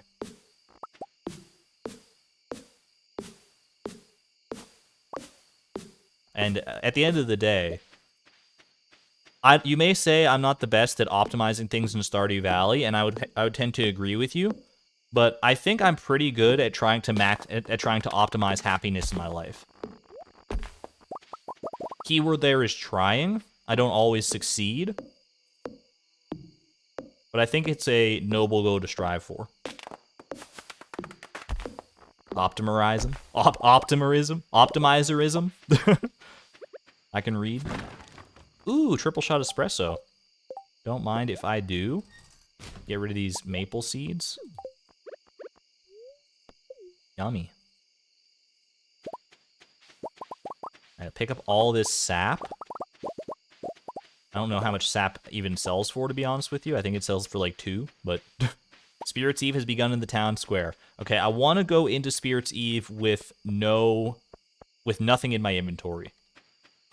So we want to sell this. I want to drop the wood for now. We'll just drop it right there. It's fine. I will sell the pickles as well. Little pickled corn. Probably be pretty good, honestly. Because I want one slot for... I need to buy the rare crow, and I need to get the golden pumpkin. Yeah, of course we're going to get the pumpkin. I haven't been to the Spirits Eve Festival in so long. In the Giftathon, I remember I missed the Spirits Eve Festival, which was just such a boneheaded move. Time to make time to repent for that, I suppose. I have had a productive fall, Marnie. Thank you for asking. Yeah, let Jazz go in the maze. She'd honestly be the scariest thing in there. Alright, rare crow. We also want to buy the jack-o'-lantern recipe. Gravestones. I mean, I don't have room for gravestones, unfortunately. Otherwise, I totally would. Alright, rare crow for sure. Jack-o'-lantern recipe. There's no reason not to right now.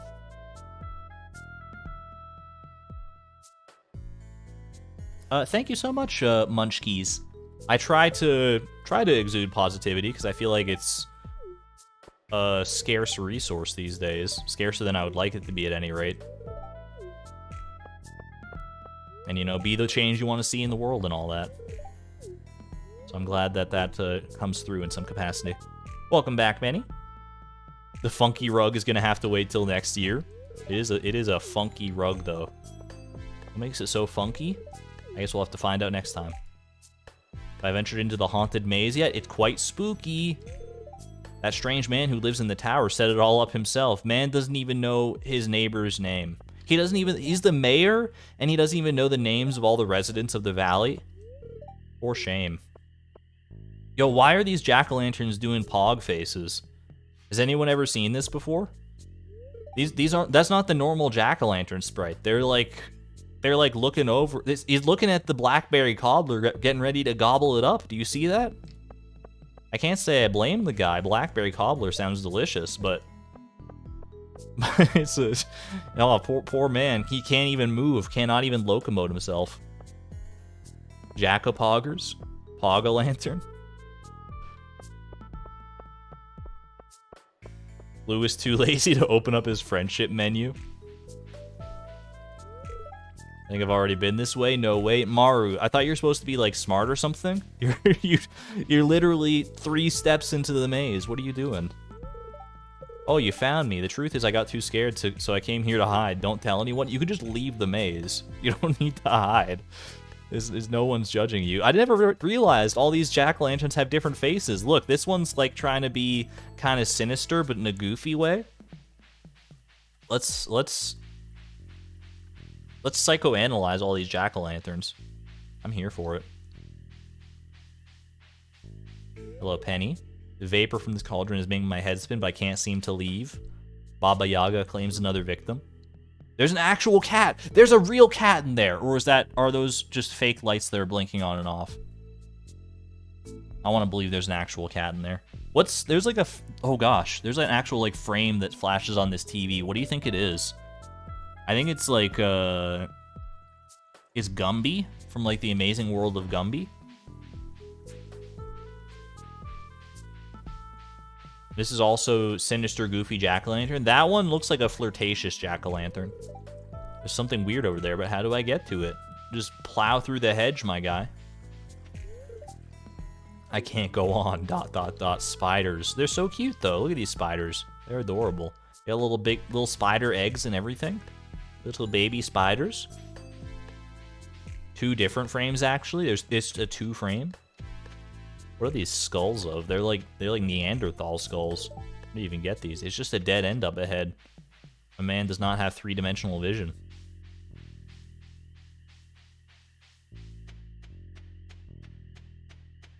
Of course, shout out to the wizard and Linus. Hanging out up there as always. And a little golden pumpkin for me. They're just holiday decorations, Abigail.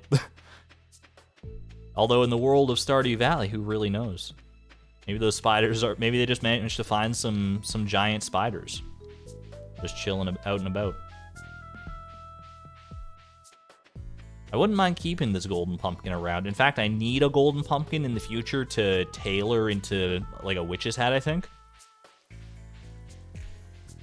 So I should definitely keep this for the time being on some table or another.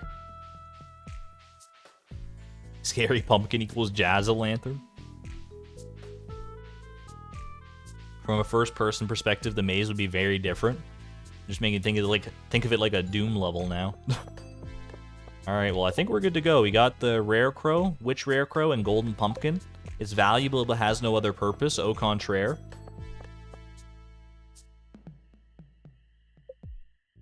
In all the years you've ever done that maze, none of those spiders have ever moved. Maybe they're taxidermy. That's a possibility, I suppose. I think I'm gonna go ahead and eat this super meal.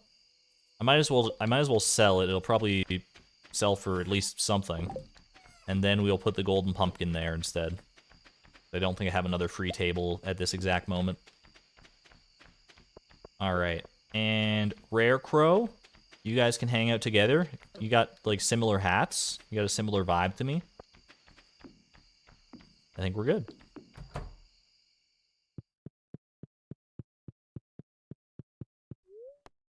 Could you taxidermy a spider? Is that a thing that's even possible? Or does a taxidermy process require more? I don't really know what the taxidermy process requires, honestly. I just feel like the exoskeleton of a spider might not be the most conducive thing to that. Same hat, OMG, so true. Queen of sauce it up, please. Artichoke dip. That's good. This is for Caroline. Caroline and Abigail. Day late and $1 short. We do have some cranberries on deck as well, which is nice.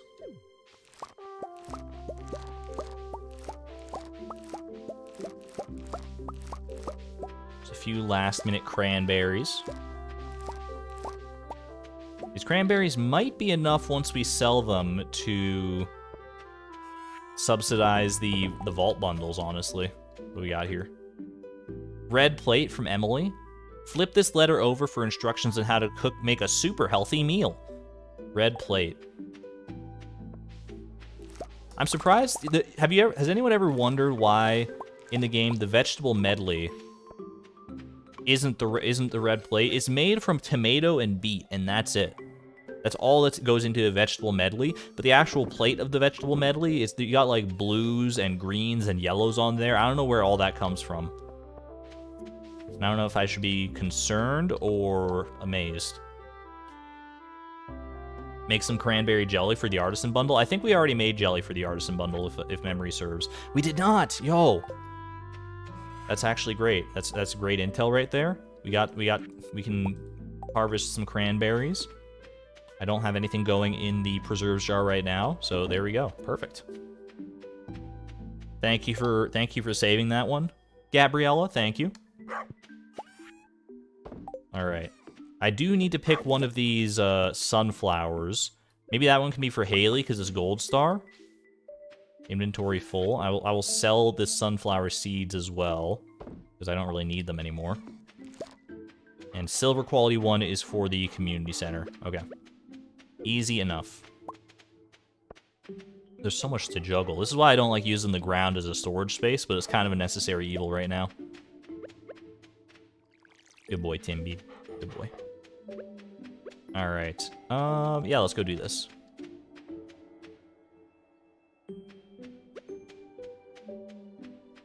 You're convinced vegetable medley includes tomato just to support the Demetrius/Robin tomato cutscene? Like an actual vegetable medley, you'd have so many more vegetables. I'm glad they don't. I'm glad it's not like, you know, one of every vegetable to make it, because that would make the Ironman challenge a bit more of a daunting prospect, for sure. Alright. This goes over in the dye bundle. Perfect. An aquamarine, a duck feather, and a red cabbage. One of those is much easier than the other two. I will say that. Excuse me? I was stuck for a second there. That was weird.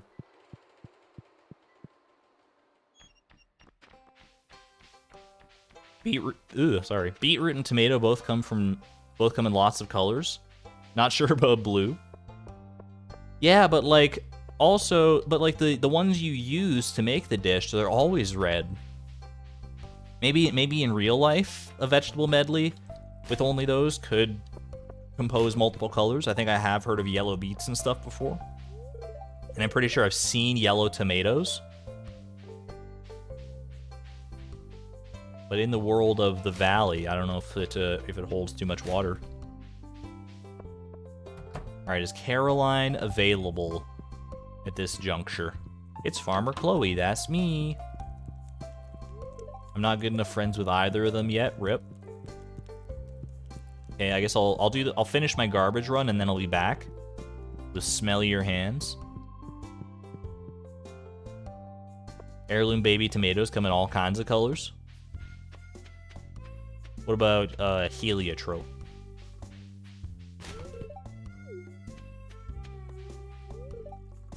Heliotrope is my favorite color to say. It was like the first color I learned, other than like the basic colors, like the most primary basic of colors. And I remember learning it from like a short film called like The Jackalope or something that aired before some Pixar movie or another, I think. It was a little animated short. And the jackalope starts talking, and he rhymes like jackalope with heliotrope, I'm pretty sure. And I was like, what the heck is heliotrope? That sounds so cool. I didn't even know what color it was for many, many years, but I was still using the word anyway to sound smart. What color is heliotrope? I think it's like a light purple. I believe it's based on the flower. Bound, bound, bound, and rebound. I don't know. I haven't watched that little short in a long time, but I would be able to identify it immediately on sight for sure. Rebound, is that what it was called? It's okay, I'll wait. Jody, all right. we'll wait it out. I'm here with the pumpkin. Hello? Knock, knock. I've got a pumpkin for you. I've got a pumpkin. I'm just gonna throw the pumpkin against their door. I threw the pumpkin through the door. Wait, can I have my pumpkin back? I didn't know you could throw it through doors. Oh shoot. Uh-oh. I should be able to get that when they open the door, right? Maybe? Maybe? Do I have my magnet ring? I gotta go get my magnet ring, dude. I'm gonna go get my magnet ring. I'll be right back. Just in case. Oh no. The wall pumpkin. There's pumpkins in the walls. She doesn't come out until like 1:30. Like I said, I'll wait.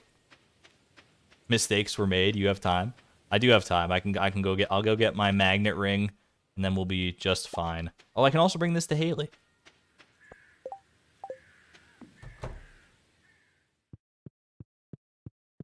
Okay, let me take off the burglar's ring for right now. We'll swap these out. Perfect. Magnet ring or reset. Thankfully, we do have a small magnet ring to make use of this.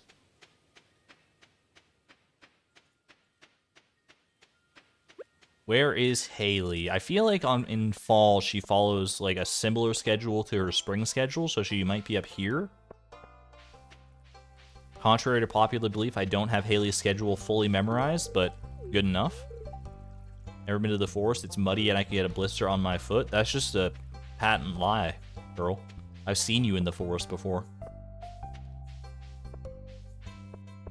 No glowstone ring yet? Can we craft the glowstone ring? Glowstone ring. 5 solar essence and 5 iron bars. It's a bit expensive, but we do have the space at least to craft it. All right, I need to grab this pumpkin, please. This pumpkin, thank you. All right, magnet ring saved. And there we go. The pumpkin, it's a good one. Abigail will be so happy. Yeah, it's the thought that counts at the end of the day, right? Perfect, okay.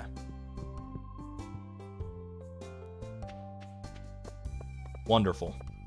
Day well spent. We're like halfway through the day. We've delivered 1 pumpkin and a sunflower.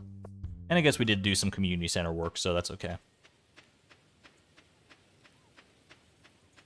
I need to marry Emily first. I have time to romance Haley. Yeah, but also like I want to romance Haley. Why not? Why not both? Why not keep them both on my radar? You know, no reason to snub Haley just yet, or at all, honestly. Okay, what should I have? I gone to the mushroom cave yet today? For some reason, I feel like I haven't. I have not. 6 beautiful common mushrooms just waiting to be collected.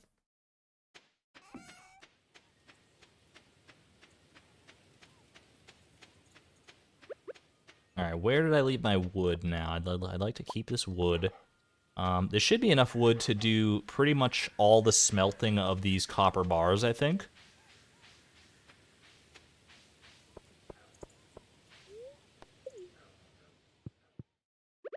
Let's go ahead and do a little something like this. So we go ahead and set this up like so. I mean, how much copper how much coal do I need to actually smelt all this copper? I need 13 pieces, I think. We'll just need to do a couple rounds of charcoal kilning. While I wait, I guess I can go. Well, okay. My magnet ring is proving a bit problematic now. I need to use my hotkeys properly. But so we'll grab this, and then we'll reset this. And while I wait for these to be done, I can go and deliver some of this. Do a little donating. Do a little donating. Wrong spot. Have I lost the stack of items of anything so far? Oh yeah.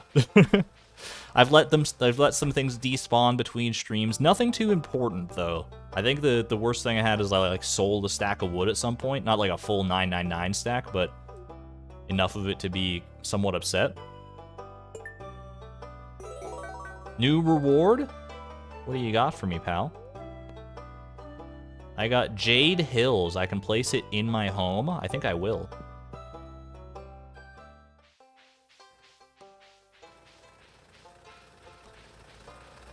Did a lot of smelting yesterday for crystallariums. It involves a lot of smelting of iridium and gold.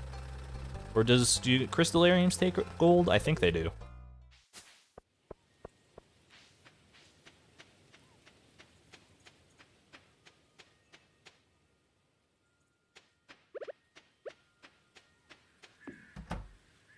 Okay. A nice little... Yo, that's perfect. It goes like right... It goes nicely in this room. Not exactly straight over my bed, but why would you want a painting immediately over your bed? If it falls off in the middle of the night, that would be not the best way to go. Smothered by your own artwork? I don't think so.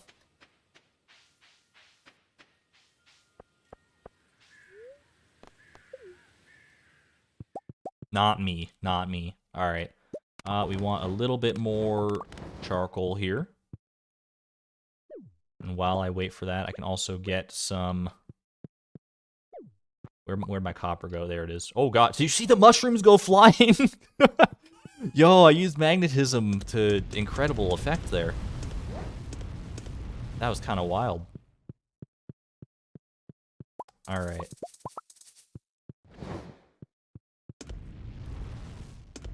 Perfectly calculated. All of our furnaces are going to be full of copper bars. It's a beautiful sight to see. Those mushrooms really did go flying. They flew across the entire freaking map, dude. Okay. What is the next order of business here? I think, honestly... I mean, I thought about... I can plant grass in the winter. I'm thinking about animals right now, right? I'm thinking about getting, like, a barn. I would not mind getting a barn, but doing it in the winter, or a coop, rather. Doing it in the winter could be tough. Because the animals won't go outside in the winter, right? I can plant grass, but realistically, to feed the animals in the coop in the winter, I'm going to need hay, and a silo is off the table, so that's a bit of a bummer. I'm also going to go ahead and might as well set up some more coal for the future. Also, just leave these coal, I guess. A couple more table coal brethren. Go ahead and build it and not get the animals yet. Yeah, I guess that's true. I could just build it and then they will come. If you build it, they will come. I need an auto grabber to get milk. That's true, and that's level 10 farming. We're not that far off from that. Then I can buy auto grabbers.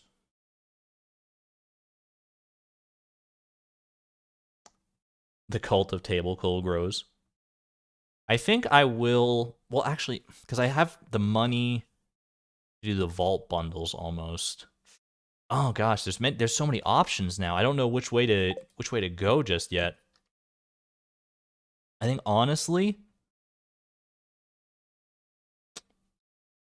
I don't know what I want to do right now. I'm at an impasse.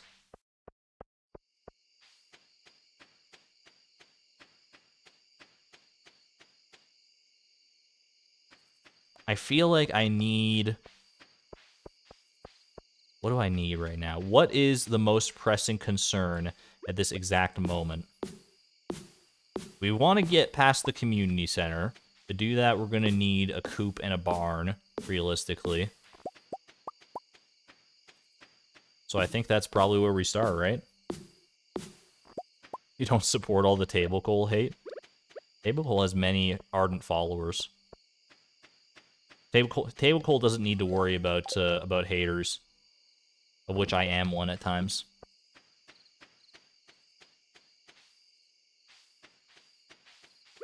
Skull Cavern has yet to give you any auto petters. We'll get auto petters from Skull Cavern at some point in the future, I'm sure, in this challenge. I think let's just amass a bunch of stone and a bunch of wood, and then we can go from there.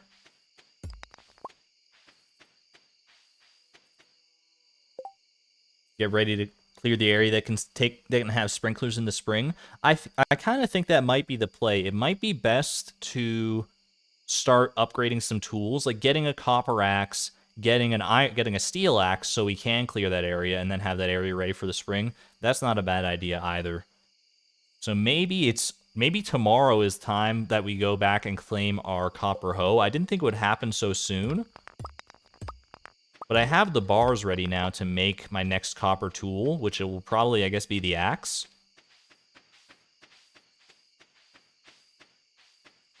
And then I can use that time to amass a decent amount of stone, I suppose.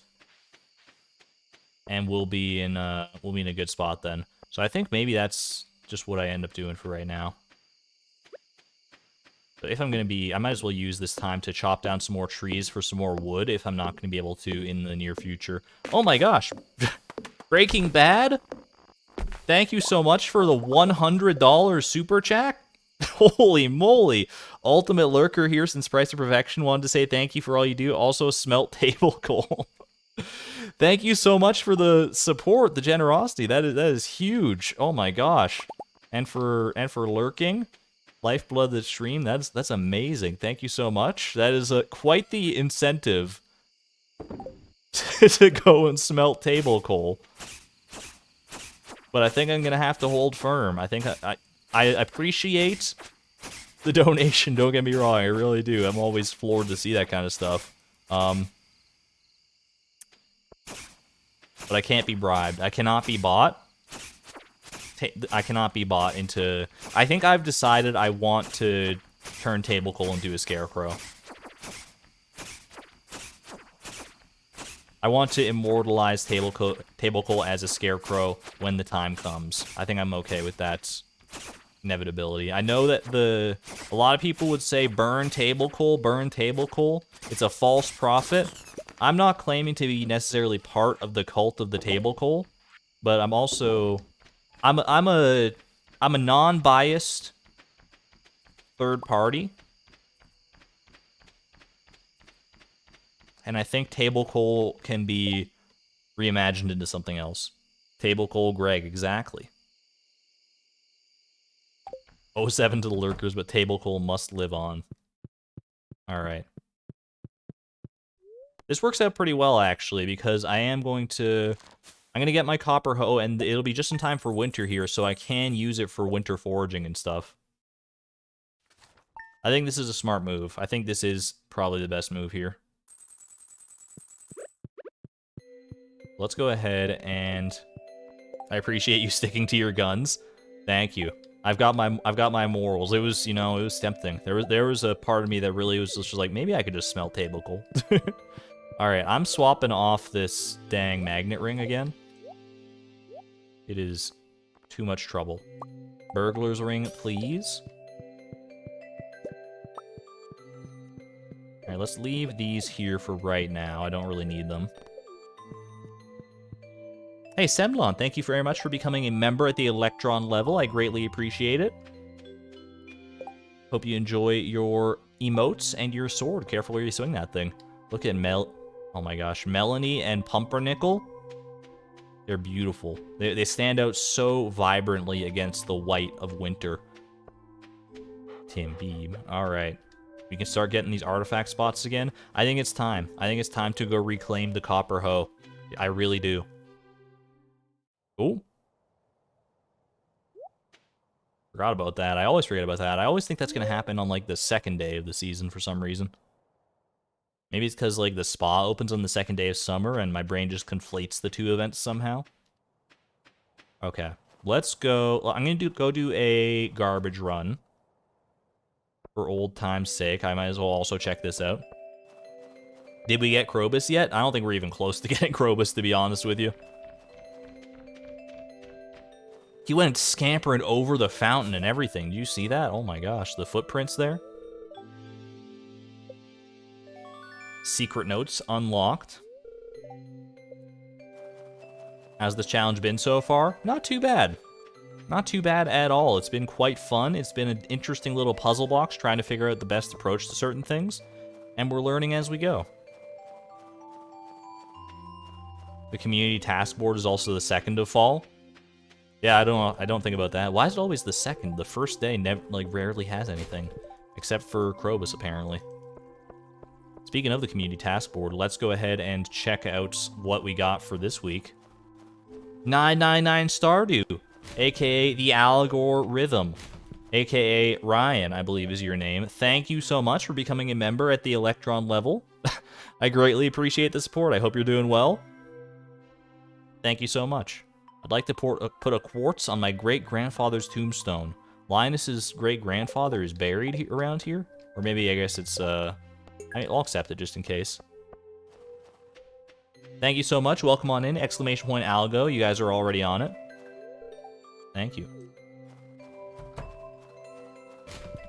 Algo is doing probably it's the most insane challenge possible in Stardew Valley, trying to collect a full stack of everything that's stackable. My challenge pales in comparison, but I'm trying to do as many challenges as I can in the time before he completes his, just so maybe we're on some kind of even keel here. But I respect your patience, sir. All right, cave patrol for geode crushers, fragments of the past for a bone mill. Both of those machines are actually reasonably useful, I think. Are either of them craftable is the question. With only 2 inventory spots. Let me wiki that. I could use the wiki command, but it's a little finicky. Let's see. Bone mill is not craftable. It needs 3 things. So it wouldn't be craftable until Ginger Island at least. Geode crusher is also not craftable. So neither of these are of immediate importance, but I do need to complete them both at some point. This challenge intrigues and frightens you. You love it. It's honestly, it intrigued and frightened me as well, but once I actually dip my toes in, it's not so bad. Yeah, both take 3 things to craft. What's easier to do here, I guess? The number of grubs in the local caves has made mining dangerous. Clint, are you a little baby? They're grubs. They're literally grubs. Yeah, I think grubs is easier here. Let's just go ahead and do that. I mean, they are pretty big grubs, admittedly. Like, they're literally, like, half the size of my body. If I saw a grub that was that big in real life, I might be a little bit put off, but also, it's still just a grub. They just crawl around all slowly. They don't even attack you. They just, like, bump into you. Okay. Let's go. Let's trash this trash. Don't trash the watering can. Let's go ahead and go to the mines.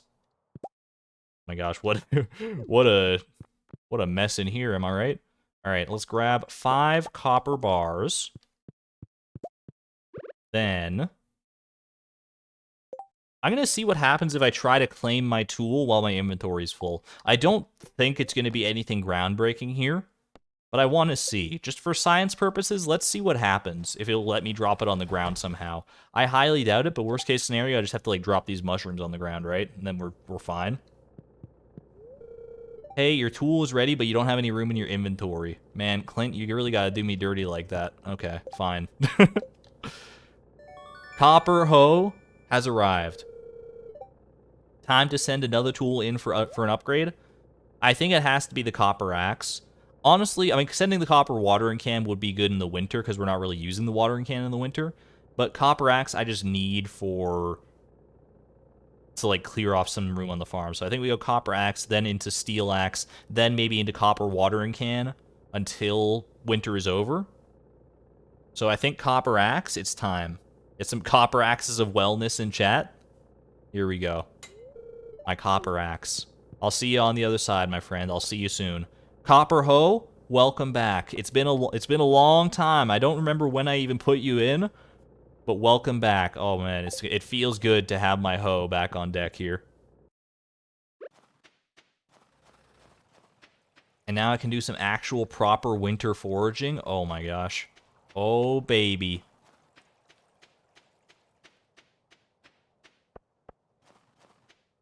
I think I might as well go do this cave patrol quest though before anything else here. I could go gather some forage for. Actually, wasn't there was a crocus over near Clint's place. I think I internalized that, but just didn't pick it up because I didn't have the inventory space at the time. I should go grab that for the winter foraging bundle here.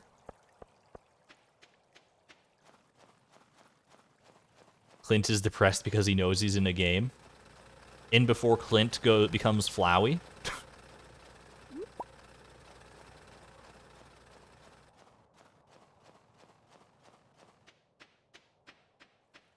All right.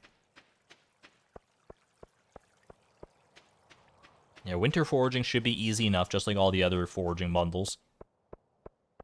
I am still upset that holly is not included in the winter foraging bundle. I feel like it would be such a good fit. There's a crocus right here. What the heck? I went all the way that way back for the crocus, and then they just had to slap me with one literally next to the community center. All right. There we go. Holly has so few uses. We've been down this path before. Holly is probably the most useless item in all of Stardew Valley. I hate to say it, but it's just the truth. It literally is just the truth. It is available. It is a potential option in the remix bundle, yes. That is about the only thing you're ever going to use it for, other than, like, shipping it for perfection. Or tailoring it, maybe. Hey, speaking of. I can't even, like, give it as a good gift to Linus or anything. He'll take this crocus, but he's not going to take my holly. It's a shame, too, because I think holly is, like, really pretty.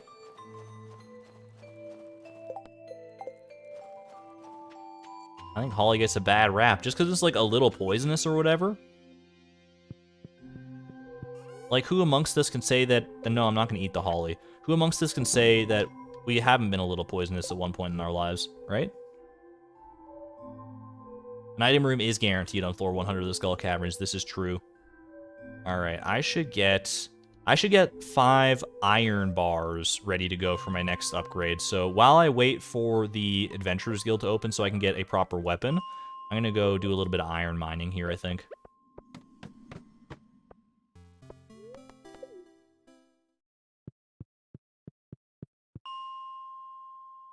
I always think of you when I passed crocuses, which are starting to open around here. I don't think I've ever seen a crocus in real life. Yeah. Yeah, I haven't seen them in the... Yeah, literally, I didn't even finish reading your your chat message there, Intensive Porpoise, and I was like, I don't think I've ever seen a crocus in real life. And apparently, I'm an old broken record at this point, because I said that in the past. Do I plan on using sashimi for my mining runs, or cheese? At this point, I'm using common mushrooms. I'm just gonna stack up a whole a whole kit and caboodle of common mushrooms and go to town at this point.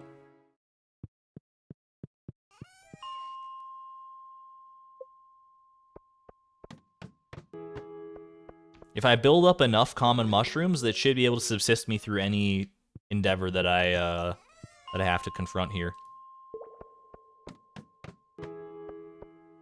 Ooh, a little iron over there. I only need 25. And then we can go... Well, 24 right there. That's pretty nice.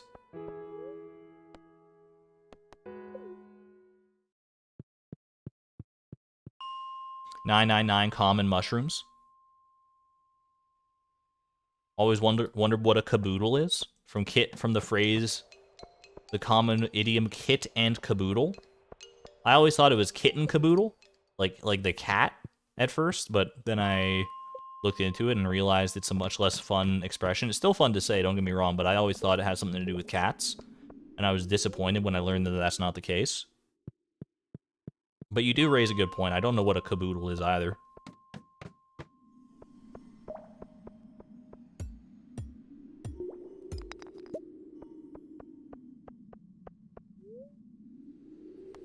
Like saying taking for granted. You take sayings for granted. I ruined your joke, Algo. I'm sorry. I just quick stretch, quick hydration break as well. Chloe's stuffing fistfuls of mushrooms into her into her mouth. .png. All right. Oops. I thought my coal was back here for some reason. My coal was literally right in front of my face. All right. Drop that. Grab all this. Actually, grab these as well. And then boom, boom, boom, boom, boom. Perfect. I'm gonna grab some more wood, I think. Here, you can hang out there, I guess. I'm probably not gonna end up using you in the long run. I'll probably just end up selling you eventually, but that's fine.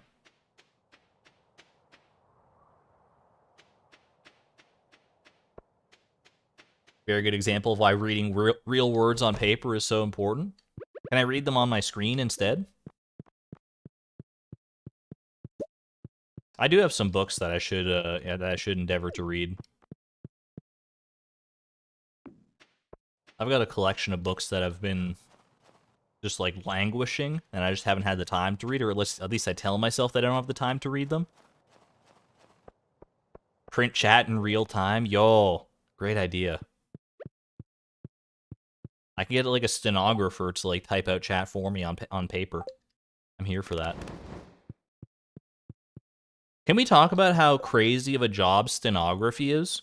Like, you have to like type, like they have got like the craziest. Have you ever seen like a stenographer's machine? And it's like they write in their own freaking coded language. It's so cool.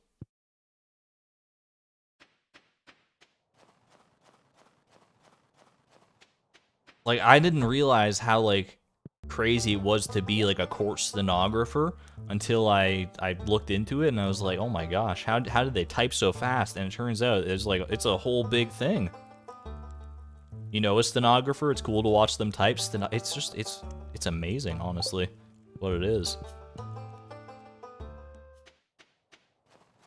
I like to think that in a different lifetime, I could have been a stenographer. I don't have a great WPM. AKA words per minute. I'm just trying to say it as an acronym so I sound somewhat like cooler, I guess. We're killing grubs. I only need to kill like 50 grubs, right? It's not that bad. Okay. I think we do the floor 15 strategy. These are not grubs. These would not count, correct? Confirmed not grubs. Okay. Is it like typing shorthand? It's like, it's hard to describe. The way I understand stenography is that they have different symbols that effectively, it's almost like typing with like a phonetic alphabet, I think. Where they just have all sorts of different sounds that they can type onto the words, and all sorts of different combinations of those sounds can produce different words. But it's much more than that, I think. Haley and Emily, love mom and dad. The two characters I would love to know so much more about in this game. Haley's mom and dad, like what the heck is going on with them? Alright, I would rather keep the bug meat than the fiber here, I would say. This is not great.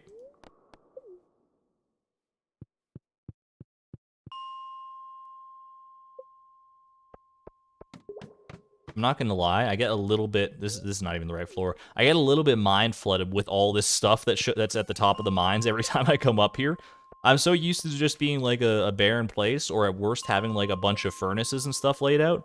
I'm not used to having all these resources that, like, my brain is telling me, go collect those resources and put them away for use later. But I'm like, they are already away for use later. They're already stored perfectly. Where they don't need to go anywhere right now. It's just, you know, the game is shoving them in my face.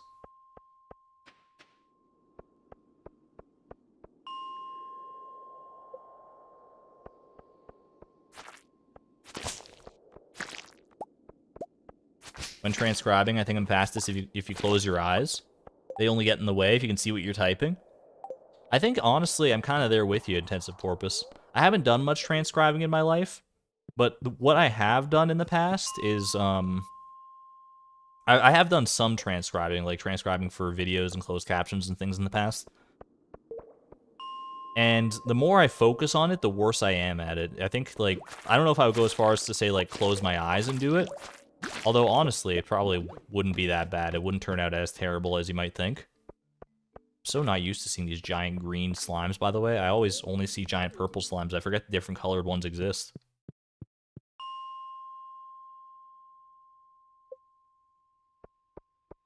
It's so interesting how your brain can do that, how, like, certain tasks, if you don't think about them, you're going to be better off.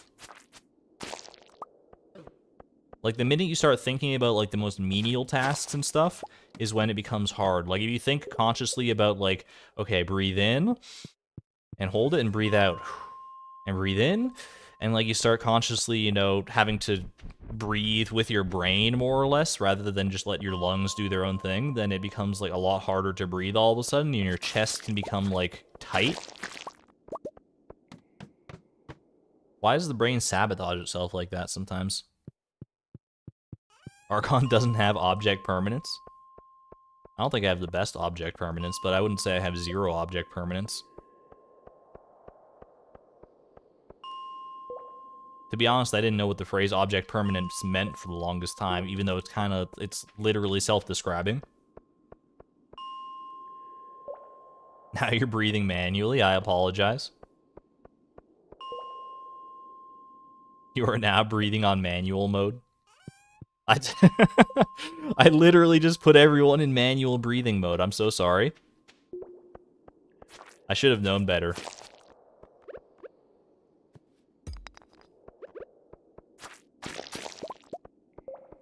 Or, like, if you, it's the same if you try to think of, like, how you walk or anything. Like, literally any basic function like that, that should be doable. Without even a second thought is, like, infinitely more annoying and difficult to do if you start thinking about it. My worst example of that, by far, was one time I forgot how to sit down. For a good minute or two at the very least. It's not like an insanely long time, but it was long enough to be, like, concerning. Like, I literally, thankfully I don't think anyone else was around at the time, otherwise it would have been, like, extremely embarrassing and anxiety inducing. But I went up to a chair, I looked at it, and I was like, I don't remember how to do this. I was like, wait, how do I go from the standing position to a sitting position? And my brain was like, there was an empty space there that I just could not wrap my head around, and it was very upsetting at the time until I eventually remembered, oh yeah, just sit down, dummy. It's weird, like, things like that, like, even beyond just, like, breathe, I think sitting down in a chair is simpler than breathing, to be honest with you. I think it's simpler to understand. I don't fully understand how I breathe, how my lungs and stuff work, but I understand how to, like, I understand physics, I think. You forgot how to drink water once? I could see myself doing that.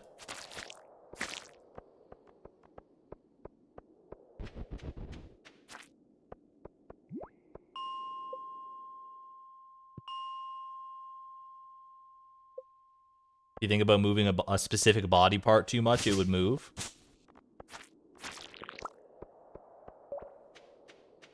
Let gravity do the work. Just fall into the chair. It's all you gotta do.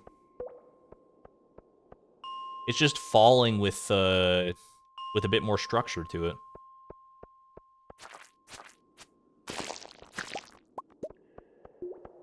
So these grubs do not know what hit them.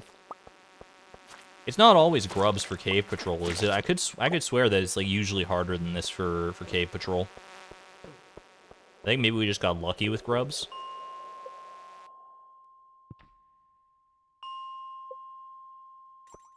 Falling with intention, exactly.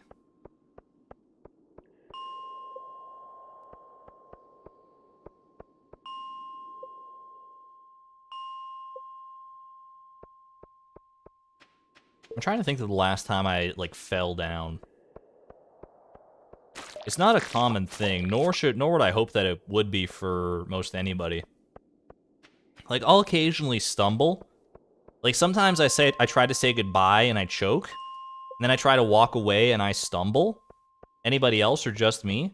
But I can't remember the last time I've actually, you know, completely fallen down, prone on the ground, right on my face.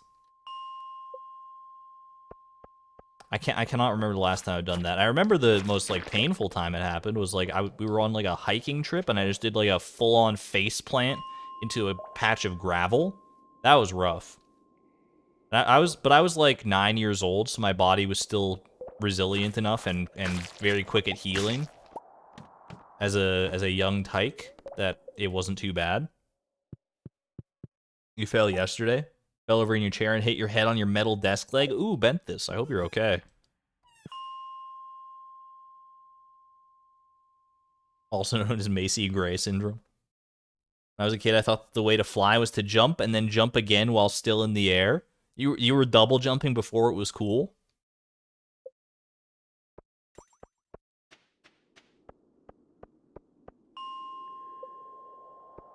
Do a little bit of coyote time in the air and just jump.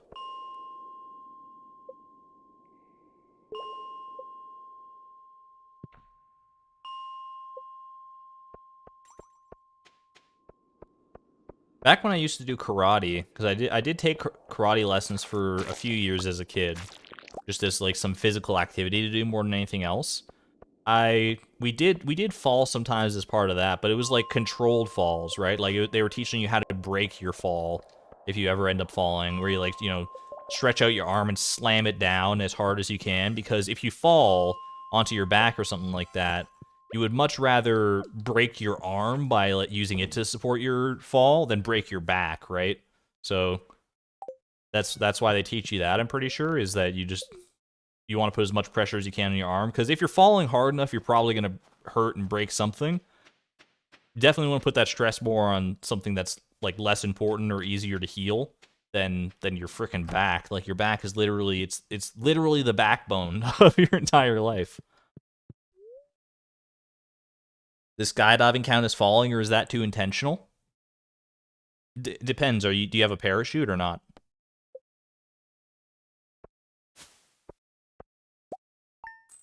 I think skydiving does not start as falling, but if you find out that your parachute is malfunctioning, then it becomes falling. What are the odds that if you jump out of a plane without a parachute from skydiving height that you'll survive? It's not 0%. You can't tell me that it's 0%. There's definitely people that have survived that. For better or for worse. Like, I don't know how messed up they were at the end of it. I don't want to put too many graphic images in people's heads. This is a PG-13 stream.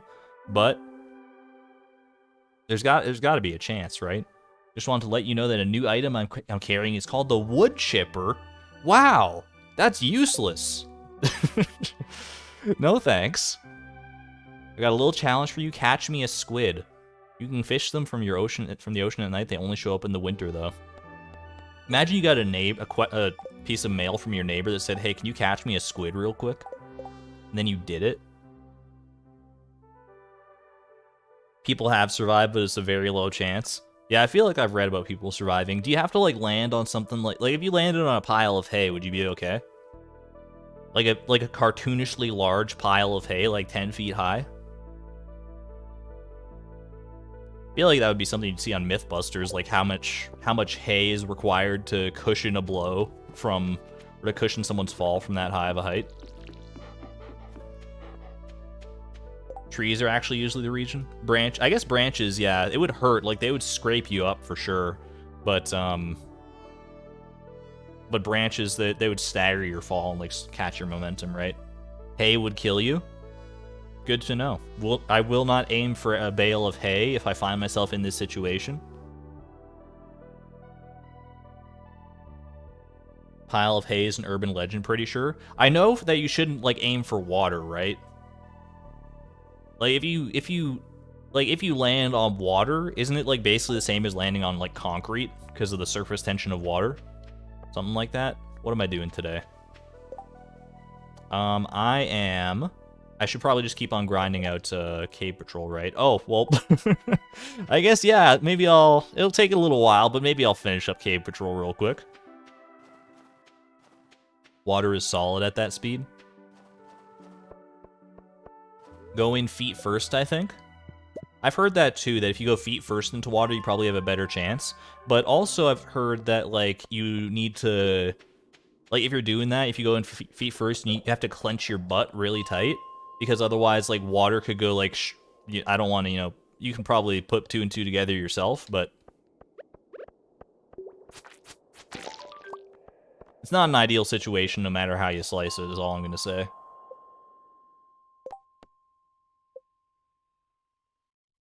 $6,000 from that. Oh my gosh. I'm freaking rich. Let's go spend all my money and become broke again by completing the vault bundle, shall we? I wouldn't mind having access to the desert. I don't know what I'm going to do with it just yet, but having access is better than not having access. I've always said that.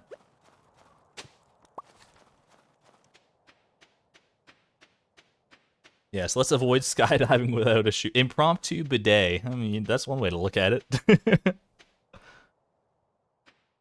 Learn from Mario 64 to always jump, never fall, then you can quickly ground pound before you hit the ground. This applies in real life too, right? Only one way to find out. I'm pretty sure if you try to ground pound in real life, you would just, like, break your tailbone, which is probably, like, one of the worst bones to break from a comfort standpoint. What am I doing here? Oh, I'm buying the vault bundle, that's right. I don't have ADHD, I swear. Alright, purchase vault bundle, purchase, and purchase. Perfect. I guess I will take the crystallarium with me, and we'll leave the rest of this for a rainy day. Junimo's here to praise Table Coal. Praise be. Certainly needs a weird cast. This house was empty for years. Wait, it's a house? 2 stars down.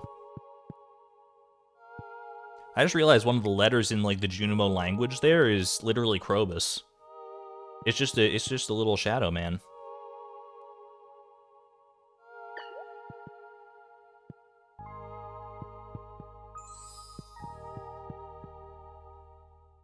Totally was not a very insensitive joke, Argon. Is it because the tailbone is so sensitive? Yo, Snow Yam. Forget the crystallarium, I'm taking this. How many people in their life have ever looked in their inventory and said, oh, I need that Snow Yam, let me throw out this crystallarium instead? What a unique situation to find yourself in. Alright, there you go. I mean, at least the crystallarium will still be there. Desert time, baby. Bus officially unlocked. Although I could, hear me out, what if I could save 500 gold in the grand scheme of things if I just find a cactus fruit from the garbage cans now. I'm just saying. The ADHD joke was kind of insensitive. Trust me, I have it. I think I might also have it, but I'm not officially diagnosed, Benny. I do apologize if you were offended by the joke. No, I don't apologize if you were offended. I apologize that it was an offensive joke. I got to make sure I phrase that correctly because I mean one thing. I should say what I mean.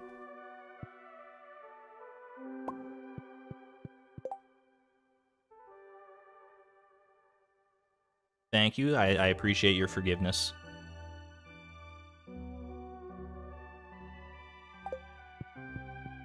I mean, different people have different level of tolerances for jokes and stuff like that, so I always try to err on the side of caution. All right. Have I done my garbage run for the day? I don't think I have, actually, so why don't we go ahead and do that?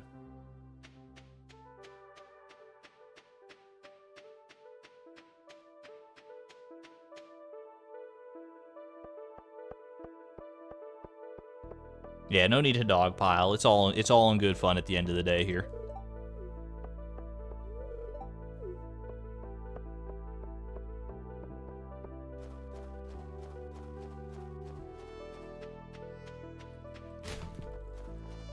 Little broken glasses tech, no thank you.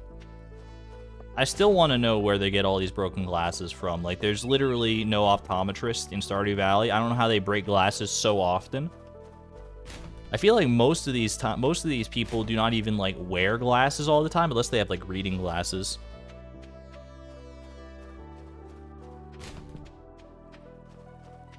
Raise your hand in chat if you have reading. Well, actually, raise your hand in chat if you, like, wear glasses in any capacity.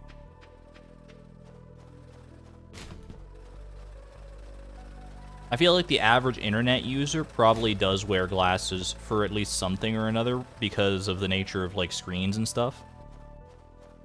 Like, screens can mess with your eyes if you stare at them for too long, for sure. See a lot of hands raised, some thumbs downs though. The AOL trial discs are even stranger to you for trash. That's a good point. AOL trial, that takes me back. Holy moly. You need them to see. I also wear glasses. The way I discovered that I needed to wear glasses was probably like the most embarrassing thing of all time. I had probably known on some level that I needed to get glasses for a long time when I was a kid. I distinctly remember being in high school and sitting near the back of my math class, and my teacher was going over whatever we were doing for that day on the whiteboard. And I was like looking at it, and I was really trying my hardest to tell what the heck he was writing up there. And I couldn't, and I was like I was literally like on the verge of tears. I was like, I can't see. And that probably should have been my inclination to be like, hey mom, I can't see at school. Can I go get glasses? But I didn't do that. I just sat closer to the front of the class and then ignored it. Then I went to get my my driver's permit, and I passed the test with flying colors, and they were like, great, you're here, you're ready to get your learner's permit to drive. We just need you to take this eyesight exam, or we just need to take this quick eyesight test to prove that you can, like, see the road. And I was like, oh no. And then I wasn't able to see it. I failed that part of the test. At literally the last step, I tripped over the finish line, and then I had to go get glasses. And ever since then, I haven't looked back. Glasses are kind of based.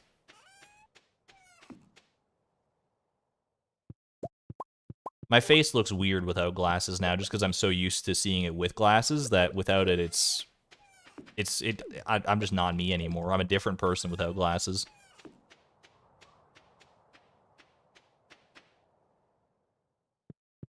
No worries, Trevor. Thanks for tuning into the streams. I'm glad you're enjoying them.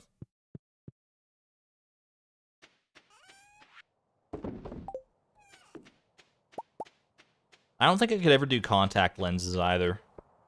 I just think it's too spooky for me. Like, having to actually, like, touch my own eye or just about touch it it's a deal breaker for me.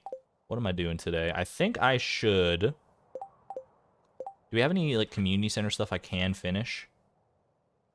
Artisan bundle, animal bundle. I don't think I have anything super pressing I can do right now. Apples we're obviously waiting on all that. I could do the oak resin. I could get some tappers going. But like I said, I kind of want to wait until I have a concrete idea. I should actually check the beach for a nautilus shell, maybe. I could probably finish field research fairly easily here. Why don't we go do that?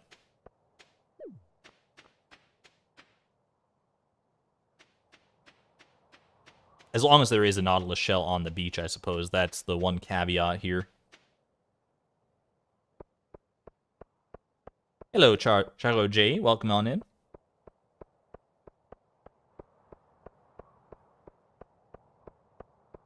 You only use contacts when going boating or on roller coasters. Tried contacts once, but you need to blink a lot more than you often do. I was considering contact lenses at one point, but then there was an incident we had. Well, that my mom had, more accurately. And she works at like an optometrist's, or she did work for an optometry place, and it was like, and she was trying out contact lenses, or she had been wearing contact lenses for like a decent amount of time. And this one time she was trying to take her contact lenses out, and she couldn't get it out, and she was like trying her hardest. It had like slipped down or something beneath her eye. I don't exactly know how it went. But long story short, she ended up like accidentally with her nail, like her fingernail, scratching her cornea, I think it was. Part of her cornea, and she told me verbatim that it was like the worst pain of her life. Like she never thought that she could have pain worse than childbirth, but she had been proven wrong that day. And I was like, all right, I think I'm never doing contact lenses. We were like in urgent care for like hours on hours, and they like couldn't do anything. They just had to give her like painkillers at the end of the day, obviously. So it was a bit of a spooky situation for sure.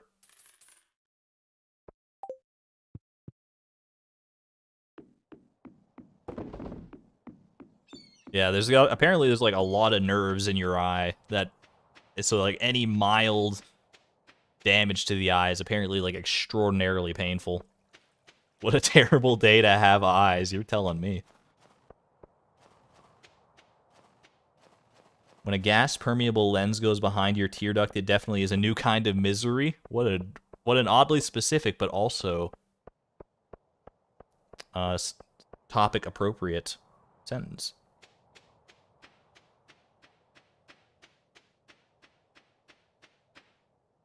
All right, I was going to try and do field research, so why don't we just go grab a frozen geode while I'm thinking about it, and we will take care of that. I think my copper axe should be ready tomorrow, and then we can go immediately into a steel axe, and then we'll be cooking with gas once we have that on deck. But for now, what's the best way to get a frozen geode? Should I just go and, like, mine? I think I'm just going to, like, mine.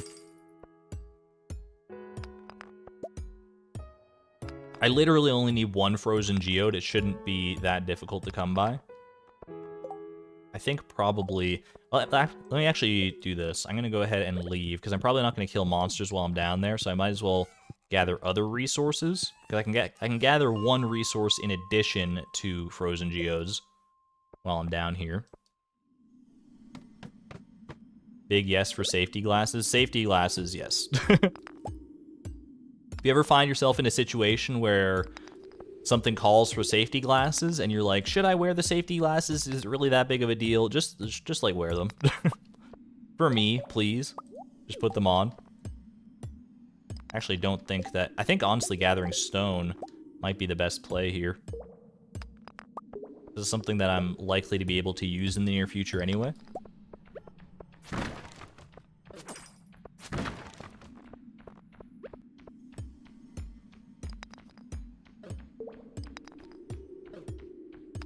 Like, even if you, like, look at something and you're like, I don't understand why I would need to wear safety glasses for this, I'm leaving. I'm leaving this bat to his own business, honestly.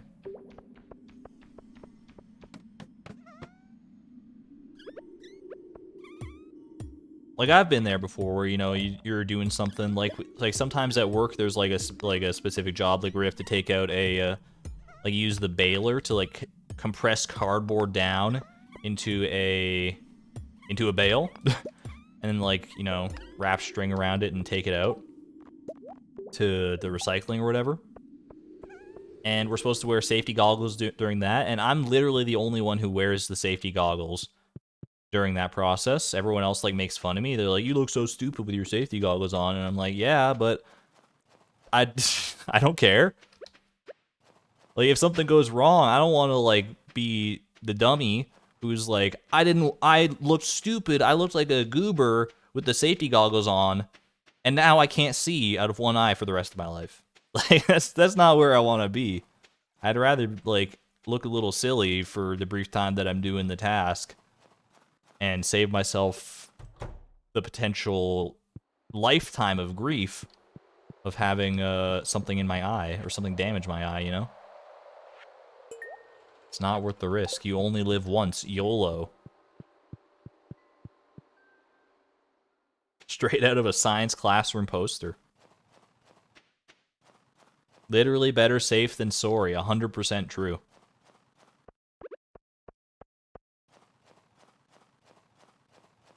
Alright, I think I will invest in building a coop here. I actually have the money.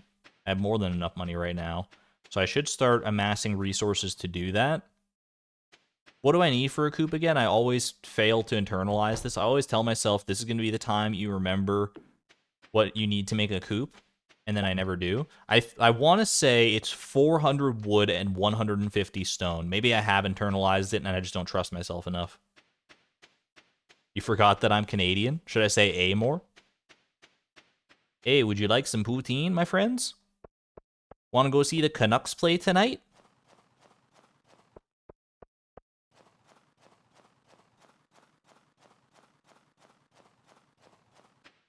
We got a little time to kill before the big game. You want to watch some Bob and Doug McKenzie?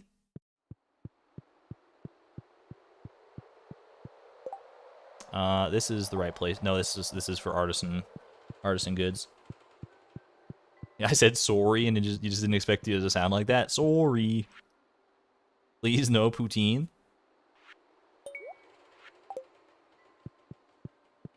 $300 wood, 100 stone, and 4,000 gold. Thank you, Zipporah. Take off, eh? Get the heck out of here, you hoser. Go drink some maple syrup down in Trois Rivières.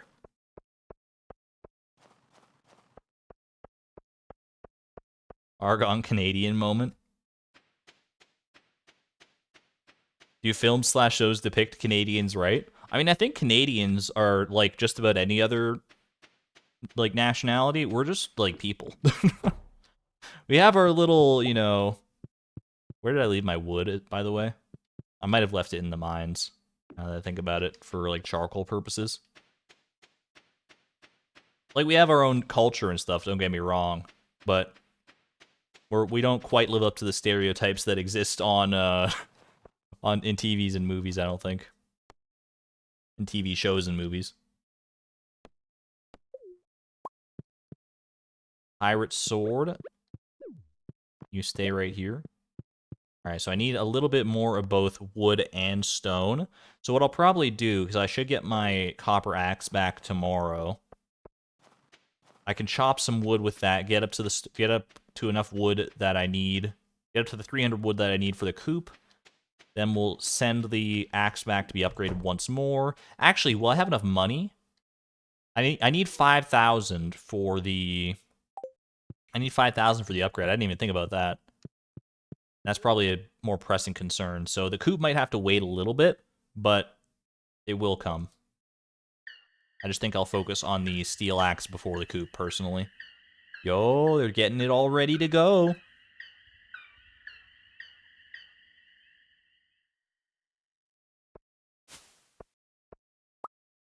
Sad, lonely beehive. The bees are just hibernating. It's okay. $4,000 for a coop, I'm good. But $4,000 plus $5,000 for a steel axe upgrade is the problem. And I think I'd rather focus on the steel axe upgrade before the coop, personally.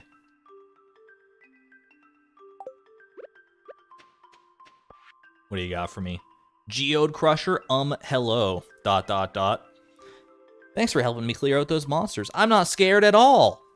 But it should make the mines safer for everyone else, right? Clint, I've literally never seen you in the mines even one time. Do you think, when does Clint go? It must be, he only goes during the night, right? Otherwise, you'd think you'd see him from time to time, just like, you know, mining. Like a guy, but he's never there. All this coop talk reminds you of the day one coop challenge. That was a great video. That was Shawnee Dude's video, right? That was a fantastic time. Next up, day 1 slime hutch challenge.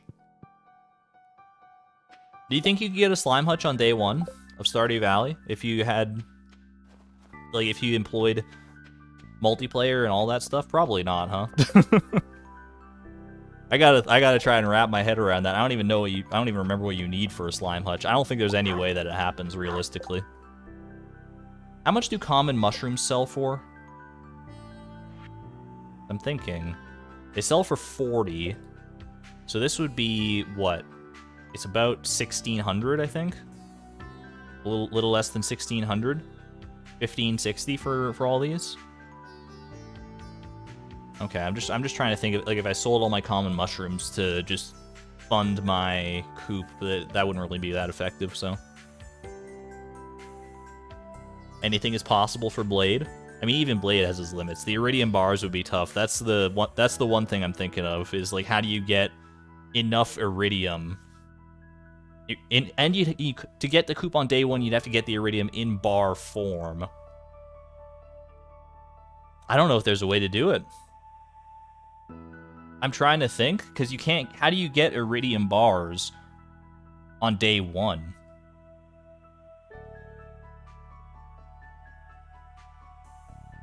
I'm theory crafting in my brain right now. That's not what I should be doing on stream here. Let's go do the garbage run, then we'll pick up the copper axe, then we'll do the steel axe, and I'll be happy with life. Some kind of RNG manipulation with Shadow Brutes? How do you get to Shadow Brutes on day 1? It would be my question, though. Because you can't even get into the mines until day 5, right? That was where my head initially went as well, was to, like, that Shadow Brutes could drop them, but where do you even encounter the Shadow Brutes? Chair out of bounds? I guess you can get to the mines day 1 with chair out of bounds, then you need to get to floor 80.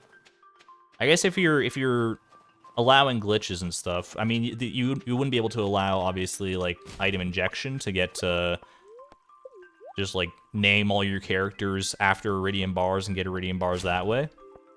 That would have to be off the table, but, like, out-of-bounds glitches and stuff like that, if they're on the table, then you could get to the mines day 1. You need to get all the way to floor 80 at the very least. Get Shadow Brutes to drop 5 Iridium bars. It's a lot. It's a lot to do in one day. What do you need even beyond Iridium bars for a slime hutch? Like, how much money do you need? It's a lot. It's only one Iridium bar? Okay. You know what? Maybe there's something there. I thought it was like 5 Iridium bars or something. Oh, we'll come back once I have the actual iron to do this. 10k, 500 stone, 10 quartz. Is it 10 quartz or 10 refined quartz? I guess it's... Actually... Yeah, how would you get refined quartz on day 1, actually? Ice farming? Good call, good call. 1 Iridium bar. Yeah, refined quartz would be... You'd have to get it from like, the ice crystals and stuff, right? Get Iridium from geodes, but you wouldn't be able to smelt it on day 1, because you can't have a furnace. Anyway, there's our copper axe, by the way. All before 5 p.m. though. Now, yeah, that's a ooh. Let's go to the mines. Grab all this. 5 iron bars, and we're going back straight away. Just go like really fast. Thanks for the pro tips, Salments. That's why I check out your channel. Those are the kind of hot, hard-hitting tips that I watch Salments for. Just go really fast, forehead. All right, upgrade me. Get some copper axe spam in chat as well. Yes, the copper axe. It's only here for a fleeting moment. Let's actually appreciate it. Ooh, wow! Look at this copper axe. It's beautiful. Copper axe of wellness, everybody. There we go. Blade could get a gold clock day 1. I think even Blade would be hard-pressed to do that. All right, steel axe incoming. Have we ever upgraded to a steel axe before in our lives? I guess we have during the gift-a-thon, but here we go. Steel axe used to chop wood. Let's do it. All right, and then after that, I think we do copper watering can would be our next upgrade, I would imagine. All right. Oh, I want to use that axe to chop wood. I mean, it's not a huge deal because I won't have the money to make a coop anyway. So I can just get the wood once I get the axe back again. So for now, why don't we try and amass some money? And I think the best way to do that is honestly by fishing. The mini shipping bin plus fishing strategy actually worked out pretty well when I've tried to do it previously. So why don't we make use of that again?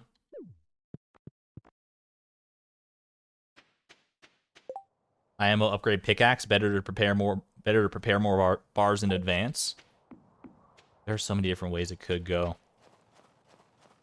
A pickaxe upgrade honestly would help, yeah. Yeah, maybe a pickaxe upgrade and then I don't know. We'll see. We'll see. Once the axe is upgraded, then we'll cross that bridge. What's the best place to fish in winter? Salmons, you made a whole video on this. What's the most profitable place to fish in winter? I'm gonna consult the charts here. Man just says, I don't know. Then why are you even here? I'm kidding. No, please stay. All right. Let's see. What's a good spot to fish in winter? Ocean is good. What do you get in ocean in winter? Ocean, you get yourself tuna, sardine, red mullet, herring, squid, cucumber, the sea cucumber, specifically albacore. Yeah, these look like some pretty good fish. I think ocean is pretty good. That all goes in and right out once the video is done. Honestly, I feel that.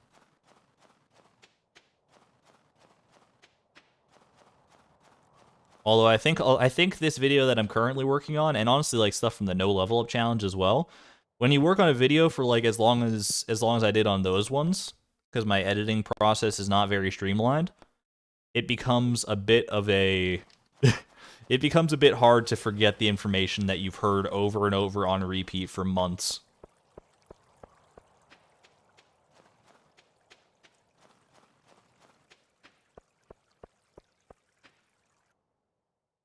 All right. We do a little fishing. I mean, honestly, I don't even need the mini shipping bin if I'm fishing down by the ocean. It'll be good for when Willy closes, but I could just sell it directly to Willy. But for now, I'm just going to go ahead and put it right here. I guess I will fill in those crab pots as well. Drop that where it'll be safe. Actually, I'm going to invest... You know, wait, maybe I can? If I sell these to Willy directly right now, will I have enough money for a bamboo pole, and then I can get higher quality fish? I do, okay. Bamboo pole, it's all my money.